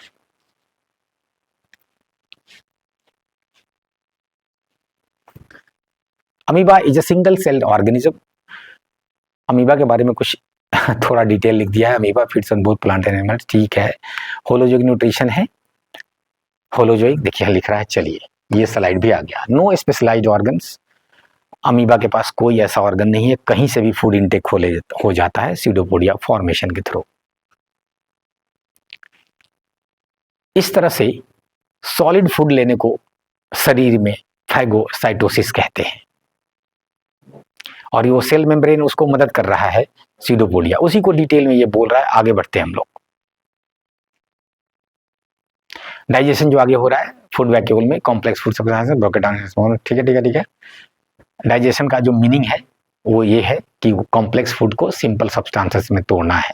Break down of food is called digestion. Absorption, cells absorb करेगा और बाकी शरीर को देगा, जो वेस्ट मटेरियल है उसको शरीर के बाहर निकाल देगा, ठीक। तो जो केमिकल्स है शरीर का वो निकल रहा है वो ठीक है, जो अनडाइजेस्टेड फूड है, ध्यान रखिएगा, किडनी और ये सब चीज उन केमिकल्स को निकाल रहा था, एक्सक्रीशन कहते हैं आप उसको, ठीक है। लेकिन जो फूड खाए हैं, फूड का सारा पार्ट बॉडी अपने पास नहीं रखेगा, कुछ उस फूड में से जो नहीं चाहिए वो शरीर के बाहर निकल जाएगा उनको, ठीक। वो अनडाइजेस्टेड फूड के बाहर निकलने को इजेशन कहते हैं। जैसे ही ये नाम आया हम चाहेंगे कि आप क्लियर हो इजेशन में और एक्सक्रीशन में। एक्सक्रीशन बॉडी के हर पार्ट में चल रहा होगा, ठीक, और वो केमिकल्स को बाहर करने में मदद कर रहा है जो आपके बॉडी के लिए यूजलेस है, नहीं चाहिए या हार्मफुल है तो भी। लेकिन इजेशन केवल रिलेटेड है न्यूट्रिशन वाले मामले से, कि जो फूड खाया गया है उसमें कुछ चीजें होंगी जो बॉडी नहीं डाइजेस्ट कर पाया, तो उसको एलिमेंट्री कैनाल से बाहर निकल जाना है एनएस के थ्रू। आगे देखेंगे एलिमेंट्री कैनाल माउथ से एनएस तक है, तो उस प्रोसेस को इजेशन कहते हैं। पैरामीशियम में मैंने कहा कि सीलिया मूवमेंट कराएगा, उसको ले जाएगा और खास जगह पे वो ओरल ग्रूव होगा, केवल वहां पे लिया जाएगा। पैरामीशियम का शेप आप लोग जानते हैं, चप्पल जैसा होता है, ठीक है। तो ये जो ओरल ग्रूव होगा केवल वहां पे ये काम हो रहा होगा। ये कुछ यूनिसेलुलर में ऐसा होगा, ऐसा नहीं कि कहीं पर भी फूड आया खा गए, जैसे कि अमीबा कर रहा था। और एक बार फूड जो अंदर लिया जा रहा है उस प्रोसेस को इस तरह से सेल के द्वारा सॉलिड फूड के लिए जाने को फैगोसाइटोसिस कहेंगे आप। मैं बार बार सॉलिड फूड कह रहा हूं, लिक्विड भी ले सकता है, लिक्विड लेने को पिनोसाइटोसिस कहते हैं। पिनोसाइटोसिस ये लिक्विड के लिए टर्म यूज होगा। डाइजेशन कराया, एब्जॉर्प्शन करा लिया और जो बचा हुआ पार्ट था उसको बाहर कर दिया। दोनों में अमीबा और पैरामीशियम में थोड़ा डिटेल, ऐसा जब भी क्वेश्चन पूछे तो लिख दीजिएगा। आइए इंसानों की बात करते हैं हम लोग अब। तो सबसे पहले इंसान में कैसा न्यूट्रिशन, तो कहिएगा होलोजोइक, पहले खाता है फिर पचाता है। और ये जो ग्रीन प्लांट्स थे और उनके प्रोडक्ट्स थे उनको तो ले ही रहा था, जो एनिमल्स थे और उनके प्रोडक्ट्स थे वो उनको भी खा रहा है। तो ऐसे न्यूट्रिशन को आप ऐसे ऑर्गेनिज्म को ओमनीवोर्स कह देंगे और ऐसे डाइट को ओमनीवोरस डाइट कह देंगे कि सब खाता है, शाकाहारी मांसाहारी सब है, feeding on both plant parts and animal products. Digestive system advance होगा, ठीक है, कॉम्प्लेक्स सिस्टम ऑफ ऑर्गन्स है हम लोगों में, ठीक है, जो मदद करेगा फूड को तोड़ने में। फूड के तोड़ने को ही डाइजेशन कहते हैं, और फिर एब्जॉर्ब किया जाएगा न्यूट्रिएंट्स को पूरे शरीर में इस्तेमाल करने के लिए। क्या क्या स्ट्रक्चर्स आएंगे, तो एलिमेंट्री कैनाल कहेंगे पूरे ट्यूब को, शुरू होगा माउथ से और लास्ट हो जाएगा एनस पे। तो अभी ये मुख्य ऑर्गन्स की बात खाली कर रहा है इस पॉइंट पे। तो जो फूड पाइप है माउथ के बाद वो इसोफेगस है। जो एलिमेंट्री कैनाल का सबसे फैला हुआ पार्ट है वो स्टोमक है, जिसको सिंपल कई बार आप पेट कह देते हैं। हालांकि पेट एब्डोमेन के लिए टर्म आता है, वो पूरा इस ऑर्गन इस जगह के लिए एब्डोमेन। स्टमक आप लोग फॉल्सली कभी कभी बोल देते हैं कि मेरे स्टमक में दर्द हो रहा है, ये ठीक नहीं है, क्योंकि स्टमक केवल वो पार्ट है एलिमेंट्री कैनाल का जो इस एब्डोमेन के अंदर एक जगह है। इसलिए आप कहेंगे कि आपको दर्द हो रहा है एब्डोमेन में, एब्डोमिनल पेन हो रहा है, स्टमक पेन आप नहीं कहेंगे। Intestines and accessory organs such as the liver and pancreas, ये सब डाइजेस्टिव सिस्टम के होंगे, ठीक है।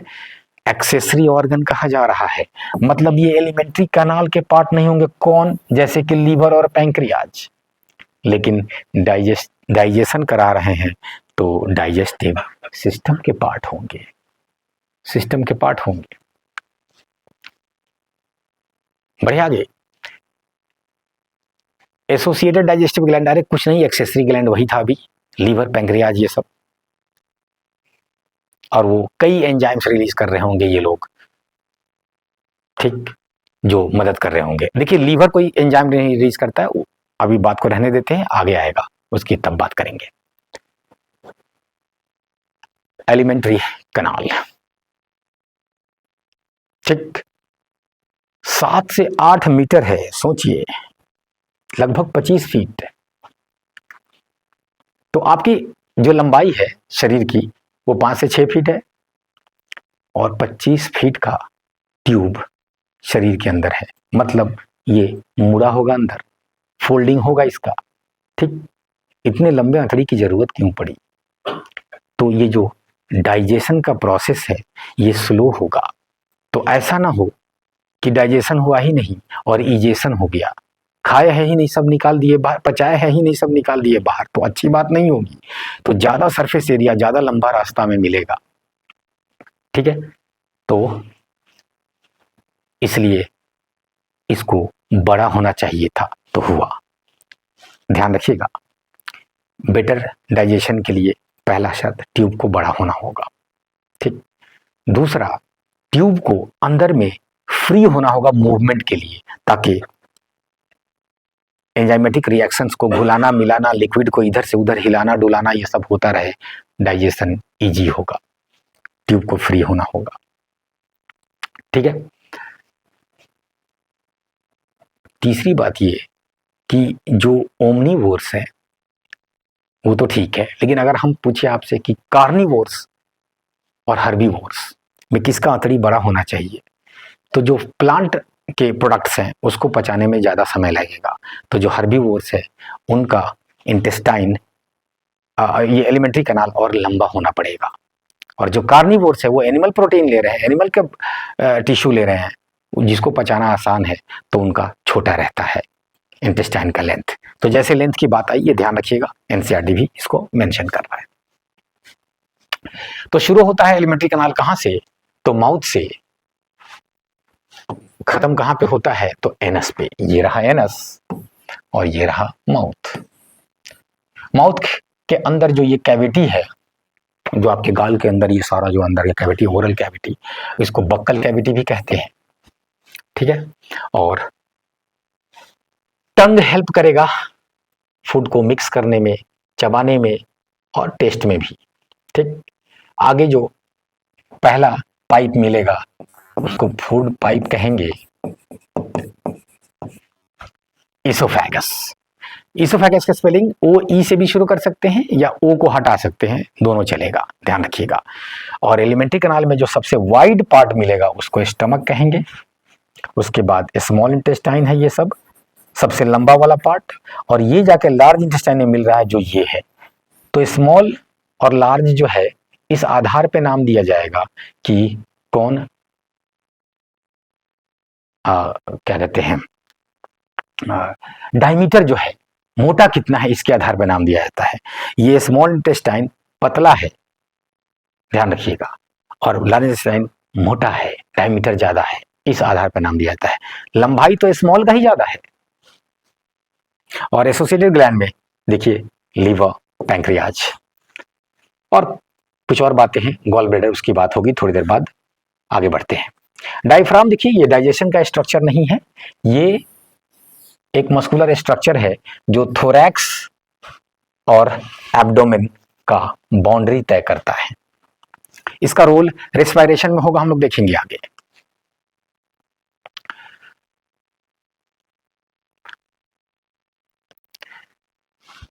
टंग मस्कुलर ऑर्गन है, पूछेगा क्या कहिएगा, मिक्सिंग फूड करता है। किससे मिक्स कर रहा है? सलाइवा से, और उसको चबाने में भी मदद कर रहा है, क्योंकि वो दांत के, दोनों दांत के बीच में ले जा रहा है, जॉ के बीच में ले जा रहा है, ठीक है। और टेस्ट में तो मदद कर ही रहा है। टीथ क्या कर रहा है? चबाने में मदद कर रहा है। आप सीधे चीविंग ऑफ फूड कह देंगे चलेगा। ग्रिंडिंग मतलब पीसना होता है, कटिंग मतलब काटना हो गया, ठीक है। टूथ की बात किया है तो थोड़ा सा बात कर लेना होता है कि टूथ का जो बाहरी पार्ट है सबसे जो हार्ड है, ठीक है, enamel hardest part of body है, ध्यान रखिएगा। एनामल क्या है? हार्डेस्ट पार्ट ऑफ बॉडी, जो दांत के कवर पे है, हार्डेस्ट पार्ट, ठीक। और वो जो पूरा स्ट्रक्चर है वो ताज की तरह है, क्राउन कह देंगे। और नीचे जो है वो बाकी पार्ट दांत का जो है वो डेंटाइन कहेंगे। एनामल से नीचे वाले को क्राउन और डेंटाइन पार्ट होगा टीथ का। फेरिंग्स जो है, एक बार ओरल कैविटी में आगे की तरफ बढ़ रहे हैं, आगे की तरफ बढ़ रहे हैं, तो आप देखिए आगे से हवा वाला रास्ता अलग हो जाएगा, खाना वाला रास्ता अलग हो जाएगा, ठीक। हवा वाला रास्ता आगे है, दिख रहा होगा। ये दोनों रास्ता जहां से अलग हो रहा होगा, वो जो जगह बन रहा होगा उसको फेरिंग्स कहेंगे। ओरल कैविटी के पीछे वो वाला पार्ट होगा। इसोफेगस की बात अभी की है, और यहीं पे एक नाम आ गया जिसकी बात करें, ये हो रहा होगा पूरे एलिमेंट्री कैनाल में, माउथ को छोड़ के पूरे एलिमेंट्री कैनाल में हो रहा होगा। क्या? पेरिस्टालसिस। अगर आपने अर्थवॉर्म देखा है, अर्थवॉर्म देखा है आपने अगर, तो अर्थवॉर्म को चलते हुए देखिए, उसके शरीर पे लगातार ऐसे ऐसे कुछ हो रहा होगा, ये है पेरिस्टाल्टिक मूवमेंट या पेरिस्टालसिस। तो आपके आंतड़ियों में भी इस तरह का मूवमेंट लगातार चल रहा होगा, तभी तो फूड पार्टिकल्स आगे बढ़ेंगे, ठीक है। इस मोशन को कहेंगे पेरिस्टालसिस। स्टमक का स्ट्रक्चर, इसके बाद आगे क्या शुरू हो रहा है? यहां से आगे शुरू हो रहा है स्मॉल इंटेस्टाइन। हायर क्लासेस में आएंगे तो स्मॉल इंटेस्टाइन के भी पार्ट्स होंगे, वो सब नाम जानेंगे आप, अभी छोड़ दीजिए। आया था फूड कहां से? तो इसोफेगस में, माउथ से आया था। जे शेप्ड स्ट्रक्चर है,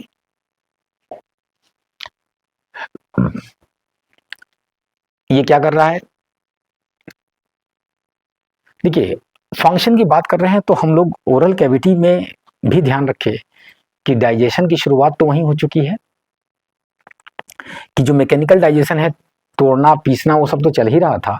एंजाइम्स का भी काम वहीं से शुरू हो जाता है ओरल कैविटी में, वो आगे कहीं आएगा तो हम लोग देखेंगे सलेवरी एमाइलेज कहते हैं, और वो वहीं से शुरू हो जाएगा। तो कार्बोहाइड्रेट का पचना वहीं से शुरू हो जाता है। और यहाँ पे आइए, पहले अभी स्टमक की बात ये कर रहा है तो हम लोग भी कर ले इसको जल्दी जल्दी। फूड के स्टोरेज में काम करेगा, और यहाँ पे प्रोटीन का सेक्रेशन, प्रोटीन का डाइजेशन शुरू हो जाएगा, ठीक है। गैस्ट्रिक जूस नाम लिया है, गैस्ट्रिक जूस। तो देखिए, डाइजेस्टिव सिस्टम में जब भी जूस नाम आएगा तो समझ जाइएगा ये मिक्सचर है कई एंजाइम्स का। अब उसमें पानी होगा, सॉल्ट्स होगा, वो सब तो होगा ही, लेकिन कई एंजाइम्स का मिक्सचर होगा। तो इन सब को मिक्सचर मिला के जूस नाम दे देते हैं। जूस, हर जूस को पिया जाए ये जरूरी नहीं है। तो गैस्ट्रिक जूसेस फ्रॉम, तो ओरल कैविटी में सैलेवरी जूस, हम लोग सारे जूस को एक बार फिर बाद में नाम लिखेंगे, अभी चलते हैं आगे।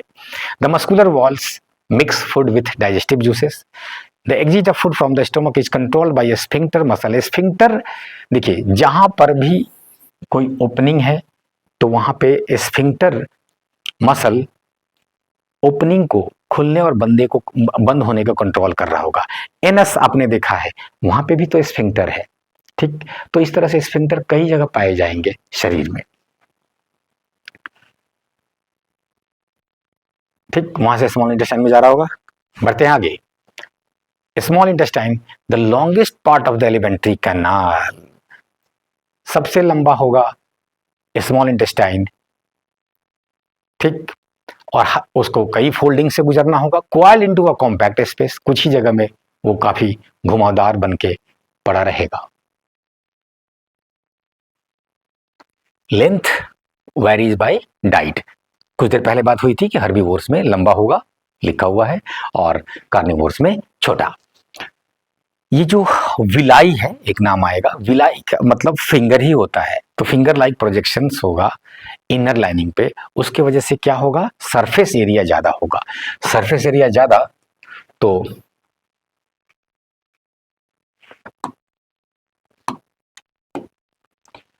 सरफेस एरिया ज्यादा तो एब्जॉर्प्शन ज्यादा, डाइजेशन का जो प्रोडक्ट है उसको एब्जॉर्ब करना है ब्लड में और पूरे शरीर को पहुंचाना है। ये विलाई जब नाम आया तो थोड़ा सा देख लीजिए, यहाँ पे आगे होना चाहिए कोई फिगर ऐसा, हाँ ये रहा। एलिमेंट्री कैनाल के वॉल को अगर सेक्शन कट करेंगे तो ये आउटर साइड है और ये इनर साइड है।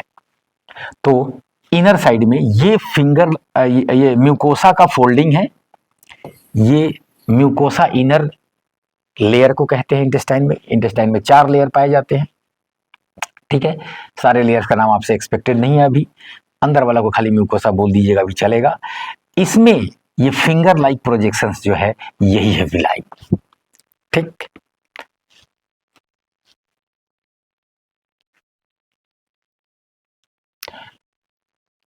स्मॉल इंटेस्टाइन में डाइजेशन शुरू होगा माउथ से, स्टमक में होगा, स्मॉल इंटेस्टाइन में होगा, कंप्लीशन होगा स्मॉल इंटेस्टाइन में ही।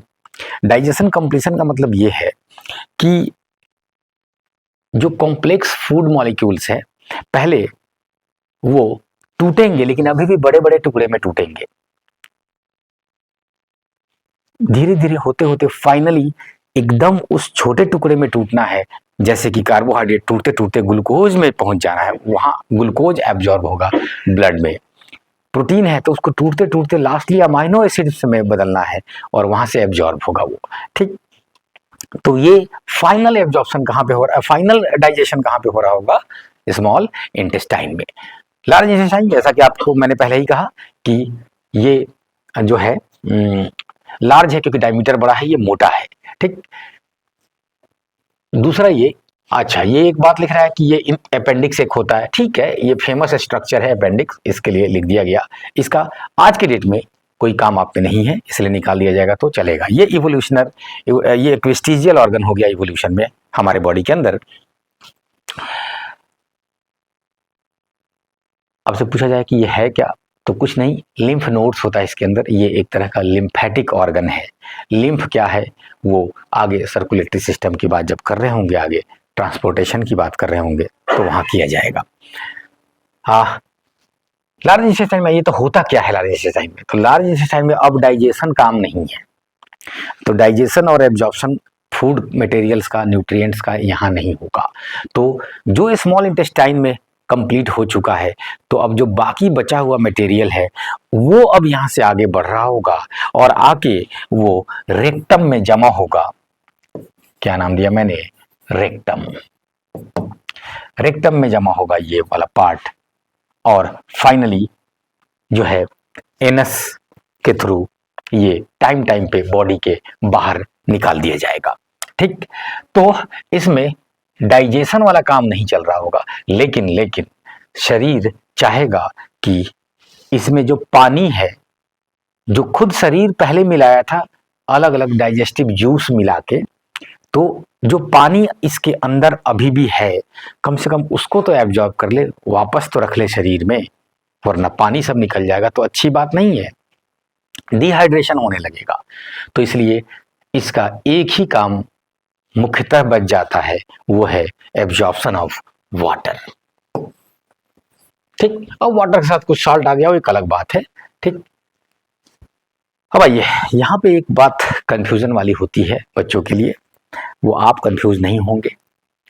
आपसे पूछा जाएगा लार्ज इंटेस्टाइन का काम बताइए, तो डेफिनेटली आप एब्जॉर्प्शन ऑफ वाटर बोलेंगे, सही है। लेकिन एब्जॉर्प्शन ऑफ वाटर ये केवल जो करता है वो टोटल का 10% ही होता है, तो 90% कहाँ होता है, वही स्मॉल इंटेस्टाइन जिसमें सारे एब्जॉर्प्शन हो रहे थे, ग्लूकोज, अमाइनो एसिड, सबके विटामिन एंड एवरीथिंग, वहां पे एब्जॉर्प्शन चल रहा था मेन, तो वहीं पे वाटर भी एब्जॉर्प्शन हो जा रहा था, कुछ पानी बच गया था वो ये कर दे रहा था। तो इसका चूंकि बाकी काम नहीं है तो एक ही काम हो गया पानी का एब्जॉर्प्शन, इसलिए बार बार वो नाम आ जाता है यहाँ। उसका बहुत सारा इंपॉर्टेंट काम है तो वहां पे पानी का एब्जॉर्प्शन उसका सेकेंडरी बात हो गया, ठीक है। जबकि 90% वही करता है, कौन, स्मॉल इंटेस्टाइन। रेक्टम जो है ये स्टोर करेगा फीकल मैटर को, ठीक, पॉटी को, जो टाइम पे फिर अपना रिलीज कर दिया जाएगा बाहर, ठीक। किसके थ्रू? एनएस के थ्रू। और एनएस पे जो कंट्रोल होगा एक बार फिर से, वो मसल का क्या नाम होगा? स्फिंक्टर। आइए अब एलिमेंट्री कैनाल के बाद हम लोग देखें कुछ जो ग्लैंड्स है। ग्लैंड्स का काम क्या होगा? डाइजेस्टिव जूस का सेक्रेशन। जूस में क्या होंगे? तो एंजाइम्स के मिक्सचर होंगे, ठीक है, और वाटर, इलेक्ट्रोलाइट्स और बाकी चीज तो होंगे ही। एक ही जूस होगा जिसमें एंजाइम नहीं होगा, वो है लीवर। आगे देखते हैं। तो जूस की शुरुआत करें तो सबसे पहले, ठीक, जो ओरल कैविटी में सैलिवरी ग्लैंड्स है, ठीक है, 3 पेयर्स होते हैं, वो अभी आपसे एक्सपेक्टेड नहीं है। जो सैलिवरी ग्लैंड्स है वो रिलीज करेंगे जो जूस, वो कहलाएगा सैलिवरी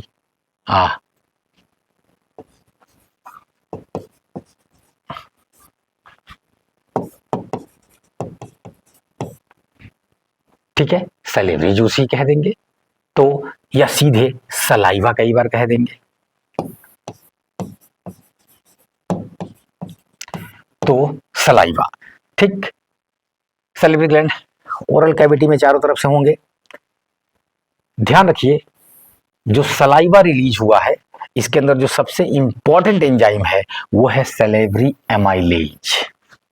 एमाइलेज बोलते ही ध्यान रखिएगा, स्टार्च को तोड़ने में ये यूज होगा। कौन? एमाइलेज। स्टार्च क्या है? तो एक कार्बोहाइड्रेट है, ठीक। ये जो सैलिवरी एमाइलेज है, इसका एक फेमस नाम, पुराना नाम है टाइलिन, जो आज भी चलता रहता है। Ptyalin, ptyalin. ध्यान रखिए, अभी हमने कार्बोहाइड्रेट, प्रोटीन, फैट में से किसका डाइजेशन शुरू करा दिया है? कार्बोहाइड्रेट का। अभी प्रोटीन और फैट की बात नहीं हुई है। तो आपसे पूछा जाएगा कि तीनों में से सबसे पहले डाइजेशन किसका शुरू होता है? तो कार्बोहाइड्रेट का। किसका? कौन से कार्बोहाइड्रेट का? तो कहिएगा स्टार्च का। और देखिए, स्टार्च को तोड़ा जा रहा है सिंपल शुगर्स में, लेकिन अभी भी ग्लूकोज में नहीं तोड़ा गया है, ध्यान रखिएगा। गैस्ट्रिक ग्लैंड्स, आइए, स्टमक। गैस्ट्रिक नाम आते क्या आएगा? स्टमक। गैस्ट्रिक का मतलब है हो गया स्टमक। तो स्टमक की दीवारों पे, अंदर वाली दीवारों पे ये ग्लैंड्स पाए जाएंगे, ठीक है। जो इनका मुख्य सिक्रीशन है, वो जो एंजाइम है वो है पेप्सिन। पेप्सिन, पेप्सिन किसको तोड़ेगा? प्रोटीन्स को।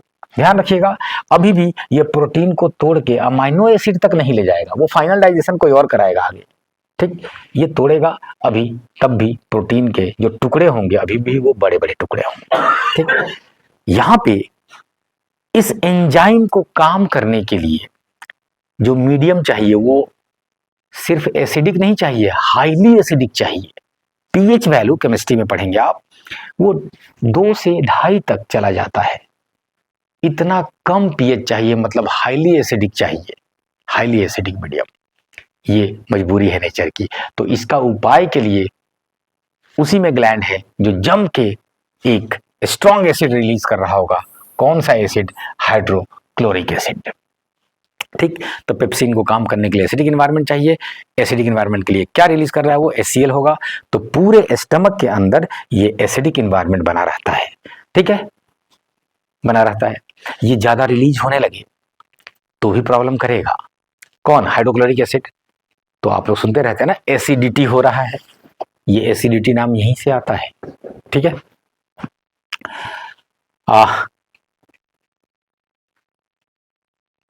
जब खाना आप खाते हैं और किसी को उल्टी हो गई, आपको भी कभी ना कभी हुई होगी, ज्यादातर लोगों को हुई रहती है कभी ना कभी, तो स्टमक में जो फूड मिक्स हुआ था हाइड्रोक्लोरिक एसिड के साथ, वो बाहर आएगा और इसके वजह से एसिड का टेस्ट एक अजीब खट्टापन वाला होगा, ठीक है ना। तो जिसको भी उल्टी हुई होगी उसको पता है कि टेस्ट का है इतना गड़बड़ लगता है, क्योंकि बाकी चीजें तो होती है, साथ में एसिडिक होता है वो। अच्छा, ये हाईली एसिडिक मीडियम जो है, ये स्टमक की दीवार को भी नुकसान न पहुंचा दे, इससे बचाने का उपाय होना चाहिए। तो स्टमक की दीवार पे कोटिंग होगा, एक लेयर पाया जाएगा म्यूकस का, ठीक। तो म्यूकस एक बैरियर प्रोवाइड करेगा कि ये एसिड वहीं नुकसान न पहुंचा दे, ठीक है। आइए, अगला ग्लैंड हम लोग ले रहे हैं लिवर, और ये लार्जेस्ट ग्लैंड है बॉडी का। और ये क्या करता है, तो पहले सैलिवरी जूस बोले हैं और उसके बाद गैस्ट्रिक ग्लैंड में गैस्ट्रिक जूस बोलेंगे। देखिए दूसरा जूस आ गया, दूसरा जूस आ गया, और अब देखिए यहाँ पे तीसरा जूस आ गया। कौन? Bile juice. हर जूस को पिया जाए ये जरूरी नहीं है, ठीक है। बाइल जूस, बाइल जूस में के दो पार्ट होंगे, बाइल एसिड और बाइल सॉल्ट्स, ठीक है। बाइल सॉल्ट्स, तो ये दो पार्ट आपको बोल देना है। चलिए आगे देखते हैं क्या लिख रहा है ये। बाइल एसिड्स इन द, हाँ देखिए जैसे ही अब फूड आगे बढ़ा स्मॉल इंटेस्टाइन में, तो कार्बोहाइड्रेट का डाइजेशन शुरू हो गया था ओरल कैविटी में, आगे भी चलता रहेगा। शुरू का मतलब ये नहीं कि फिर वहीं तक होगा। प्रोटीन का शुरू हो गया स्टमक में, दूसरे नंबर पे प्रोटीन आ रहा है डाइजेशन शुरू होने में, ध्यान रखिएगा। बच गया कौन? फैट। अब फैट का डाइजेशन का बिल्कुल मामला ही अलग हो जाता है। क्यों ऐसा हो जाता है? तो ये लोग पानी से बात कर रहे थे, और जो फैट है ना वो हाईली हाइड्रोफोबिक होता है, पानी से बात ही नहीं करता है। तो उसको आप पानी में डाल दें, वो बड़ा सा अगर गोला है तो वो गोला ही बना रहेगा, ये प्रॉब्लम आता है। तो अब पहले उसको छोटे छोटे ड्रॉपलेट्स में तोड़ना है, छोटे छोटे पार्टिकल्स में तोड़ना है, ताकि एंजाइम काम कर सके उस पे। ये काम कर रहा होगा बाइल जूस। बाइल जूस, ये बड़े बड़े फैट के ड्रॉप्स को छोटे छोटे ड्रॉपलेट्स में तोड़ना इमल्सिफिकेशन कहलाता है। इमल्सिफिकेशन, ठीक है। और ये जब एक बार छोटा छोटा हो गया, ठीक है, तो तब वो पानी में, मतलब तब उस पर एंजाइम्स काम करेगा आसानी से, और पानी में घुलने का भी उपाय होगा। माइसेल्स फॉर्मेशन कहते हैं उसको। अभी पूरे डिटेल प्रोसेस पे इसके नहीं जाएंगे आप लोग, ठीक। कि कोई फैट है तो इसका इतना छोटे छोटे टुकड़े बन गए कि ये बाहर वाला पार्ट पानी में घुलने में मदद करने लगता है, बाहर वाला पार्ट, ठीक। तो इस तरह से बहुत सारे सब घुल जाएंगे। तो यही प्रोसेस कई जगह नेचर में पाया जाएगा, और कई जगह आर्टिफिशियली हम लोग इसको यूज कर रहे होते हैं। साबुन का जो एक्शन है कपड़े धोने में, तो वो इमल्सिफिकेशन करा देता है, माइसेल्स फॉर्मेशन करा देता है, ठीक है। इसकी वजह से क्या होगा, वो वाटर में घुल जाएगा और बाहर आ जाएगा गंदगी जो भी था कपड़े में। तो बाइल एसिड्स जो है, बाइल जो है वो मदद करता है, बाइल जूस मदद करता है किसमें? Emulsification of fats.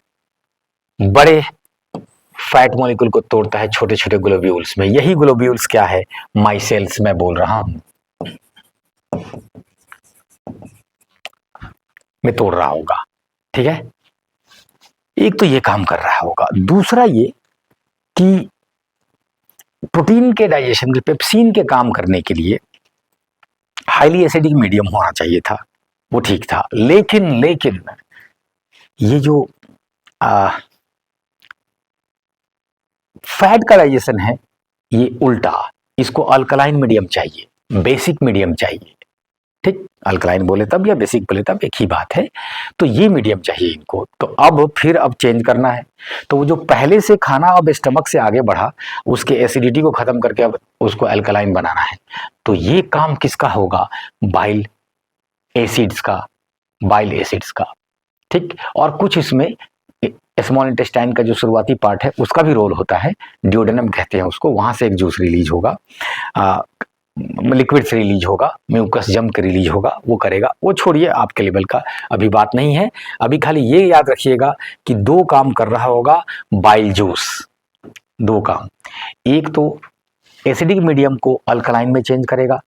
क्यों ऐसा होना जरूरी है? तो कहिएगा फैट के डाइजेशन के लिए। दूसरा, जो फैट के मॉलिक्यूल्स थे वाटर में सॉल्युबल नहीं थे, तो उनको छोटे छोटे टुकड़े में तोड़ के सॉल्युबल बनाता है ताकि एंजाइम्स काम कर सके। इतना आपको बोलना पड़ेगा, ठीक। और लीवर लगातार ये सब बना रहा होगा, लेकिन सवाल ये उठता है कि लीवर चाहेगा कि कुछ स्टॉक में भी रहे ताकि कभी अचानक जरूरत पड़े। आपने खाया है जम के छना हुआ चीज, फैटी सब्सटेंस खाया, बड़ी टेस्टी लगता है ना, अक्सर सेहत के लिए जो गड़बड़ कर रहा होता है वो ज़्यादा टेस्टी लगता है, अक्सर फैटी चीज़ें ही टेस्टी लगती हैं। एनीवेज, तो अचानक वैसा खाना आपने खाया है तो ये क्या करेगा कि एक स्टोरेज ऑर्गन है, नाम है गॉल ब्लैडर, ठीक है, इससे रिलीज कर देगा क्या, वही बाइल जूस, क्योंकि ये स्टोर करके रखा था। जब लोड आएगा ज़्यादा तो लीवर तो दे ही रहा होगा, इसको बोलेगा तुम जो रखा हुआ वो भी दो, ठीक, तो ज़्यादा अमाउंट मिल जाएगा। एनीवेज, गॉल ब्लैडर में अगर कोई प्रॉब्लम आ गया, जैसे पत्थर हो गया, कुछ हो गया, तो इसको ऑपरेशन करके निकाल दिया, ठीक, तो क्या उसका फैट डाइजेशन नहीं होगा? बिल्कुल होगा। ये उसका उसी समय जब रिलीज हो रहा था, ये केवल जो स्टॉक में था ये नहीं रहेगा उसके पास, इसलिए वो जम के फैटी सब्सटेंस अगर कभी खाया तो प्रॉब्लम थोड़ा आएगा, क्योंकि जो रखा हुआ है वो नहीं है, तो अनपच वाली थोड़ी सी दिक्कत आएगी, क्योंकि लीवर को थोड़ा टाइम चाहिए बना के देने के लिए। आइए आगे स्मॉल इंटेस्टाइन में चलिए। स्मॉल इंटेस्टाइन से जो जूस रिलीज होगा, अब तक कितने जूस आया है देखिए, ठीक है, सलाइवा जो पहला जूस था, ठीक है, दूसरा गैस्ट्रिक जो स्टमक में था, तीसरा लीवर से बाइल जूस, चौथा इंटेस्टाइनल जूस। टोटल 5 जूस आएंगे, ध्यान रखिएगा। अच्छा हाँ, बाइल जूस में ये बात कह दे कि देखिए ये सब काम इनका समझ गए, लेकिन ये वो जूस है जिसमें कोई एंजाइम नहीं है, एंजाइम कहीं और से चाहिए। ये इमल्सिफिकेशन कर दिया, सब कर दिया, तैयार कर दिया, इन्वायरमेंट तैयार कर दिया आगे एंजाइम को काम करने का, लेकिन इसके पास खुद एंजाइम नहीं होता है। ये बात पूछा जा सकता है आपसे ऑब्जेक्टिव क्वेश्चन में। लीवर जो है इसको राइट लोब और लेफ्ट लोब में डिवाइड करते हैं, ठीक है, ये एब्डोमेन में के अपर साइड में राइट साइडेड पाया जाता है, ठीक, लीवर। हाँ, इंटेस्टाइन जो है ये इंटेस्टाइनल जूस। अब देखिए इंटेस्टाइनल जूस में सबसे ज्यादा वेराइटी ऑफ एंजाइम्स होगा, सबसे विभिन्न प्रकार के अगर आप कहेंगे तो एंजाइम्स पाया जाएगा किसमें? इंटेस्टाइनल जूस में, ठीक। और एक बार फिर से कहां पे इसका लोकेशन होगा ग्लैंड्स का? तो इंटेस्टाइन के इनर वॉल पे। हाँ, इंटेस्टाइनल जूस में वैरायटी ऑफ एंजाइम्स होंगे, सारे आपसे एक्सपेक्टेड नहीं है, बस ये ध्यान रखिए कि अब फाइनल डाइजेशन कराना है।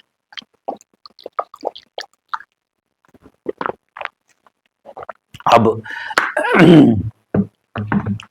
फाइनल डाइजेशन कराना है,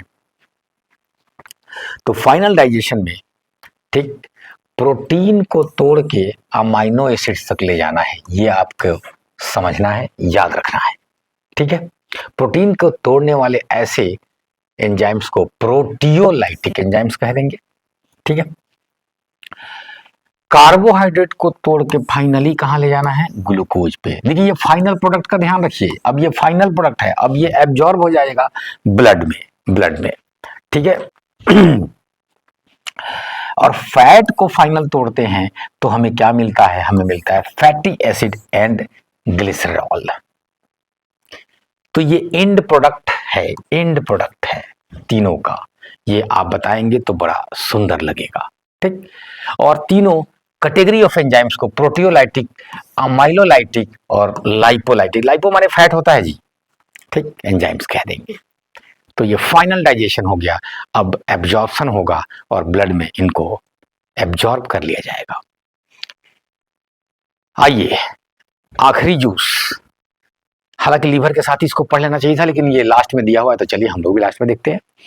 पैंक्रियाज लीवर के नीचे स्टमक के पीछे, ठीक, पाया जाएगा पैंक्रियाज भी कई प्रकार के एंजाइम्स रिलीज करता है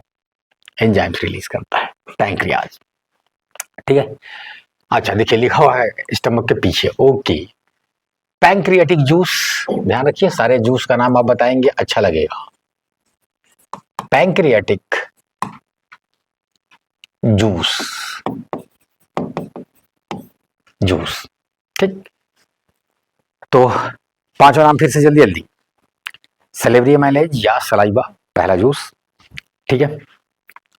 gastric juice, bile juice, intestinal juice और लास्ट पैंक्रियाटिक जूस। तो वैरायटी ऑफ एंजाइम्स होगा, ठीक है। ये एंजाइम्स जाएगा और स्मॉल इंटेस्टाइन को ये दे देगा, बोलेगा लो तुम तो रिलीज कर ही रहे थे, कुछ हमारे तरफ से भी लो। ये अपना कहाँ रिलीज करेगा, स्मॉल इंटेस्टाइन में ही रिलीज करेगा ले जाके। तो स्मॉल इंटेस्टाइन में इतना वैरायटी ऑफ एंजाइम्स का मामला है, उनका अपना तो था ही, ये भी जाकर वहीं दे रहा है, ठीक। और इसके पास जो है एंजाइम्स कई हैं, उसमें से जो आपसे एक्सपेक्टेड है वो ध्यान रखिए। सबसे इंपॉर्टेंट जो ये पूछा जाता है, ये नाम नीचे है लेकिन ये पूछा जाता है कि लाइपेज किधर से आ रहा है। तो लाइपेज यानी कि फैट के डाइजेशन में जो मेन मुख्य एंजाइम है वो है लाइपेज, और ये रिलीज कौन करता है कहिएगा, पैंक्रियाज, पैंक्रियाज, ठीक है। और एक और नाम बता दीजिएगा तो अच्छा लगेगा, ठीक। प्रोटीन को तोड़ने वाला एक यहाँ भी मिलेगा, पहले क्या मिला था पेप्सिन, अब क्या ट्रिप्सिन। तो पेप्सिन और ट्रिप्सिन दोनों प्रोटीन को डाइजेस्ट करते हैं, ये ध्यान रखिएगा। और सेलेब्री एमाइलेज वहां था, ठीक है। तो ये भी एमाइलेज रिलीज कर रहा होता है, इसको पैंक्रियाटिक एमाइलेज कह देंगे। और काम वही होगा, कार्बोहाइड्रेट को तोड़ना। मैकेनिज्म की बातें ऑलरेडी हमने किया, उसको एक बार फिर से ये लिख रहा है, देखिए चल क्या रहा था वो हमने आपको एक्शंस बताया, ठीक। खाना मुंह में जो चला लिया जा रहा है, मुंह के अंदर जब खाना पहुंच रहा है उस प्रोसेस को इंजेशन कहेंगे, चबाने को मैस्टिकेशन कहेंगे, मैस्टिकेशन कहेंगे, ठीक है। सलाइवा से मिक्स किया गया, डाइजेशन शुरू हो चुका वहां से ओरल कैविटी से ही, ठीक है। सारे प्रोसेस की बात कर रहा है, पढ़ लीजिए एक बार।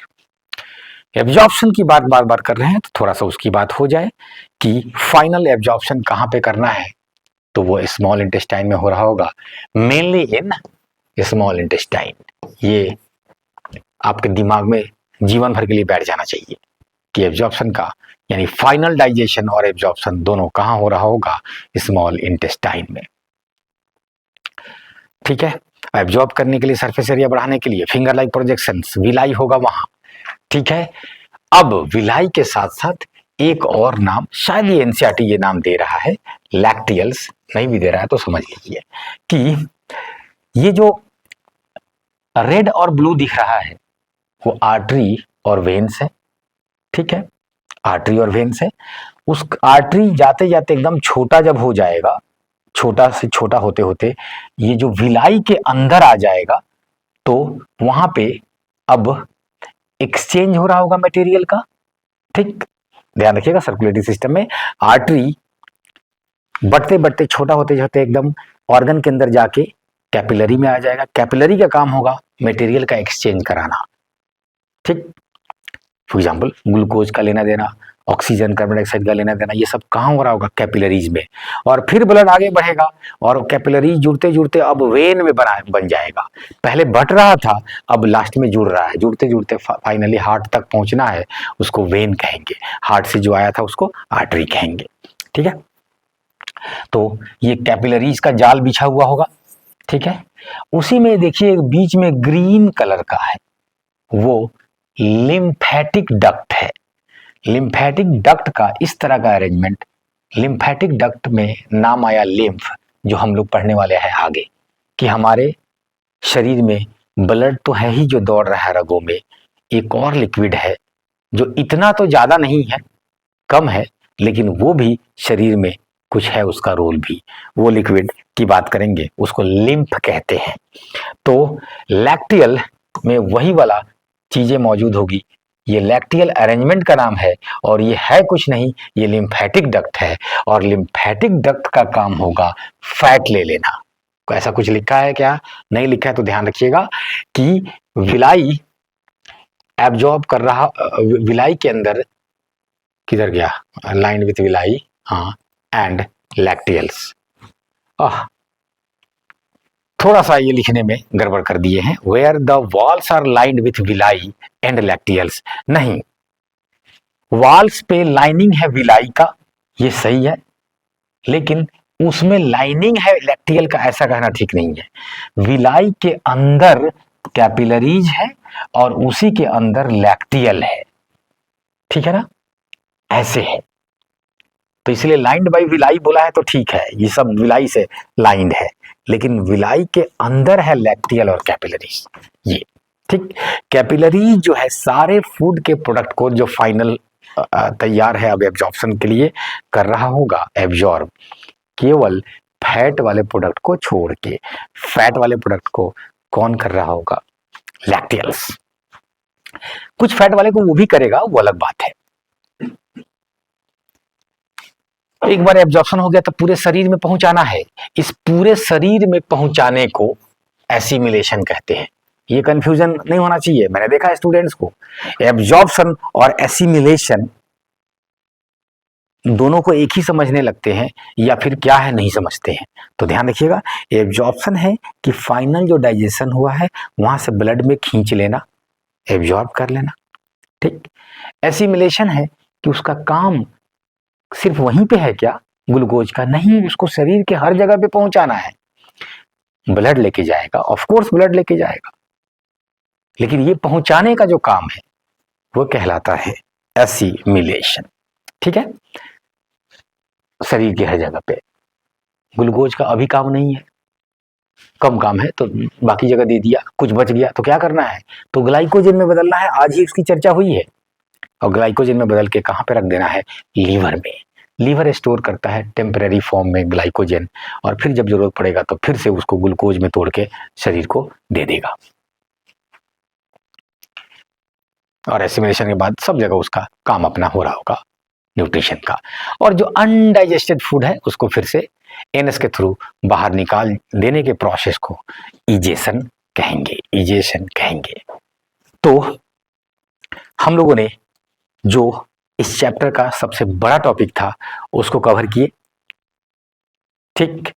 और आगे जो बाकी प्रोसेसेस है, रेस्पायरेशन, एक्सक्रीशन और ट्रांसपोर्टेशन, उसको कवर करेंगे। हम लोग लेंगे एक छोटा सा ब्रेक।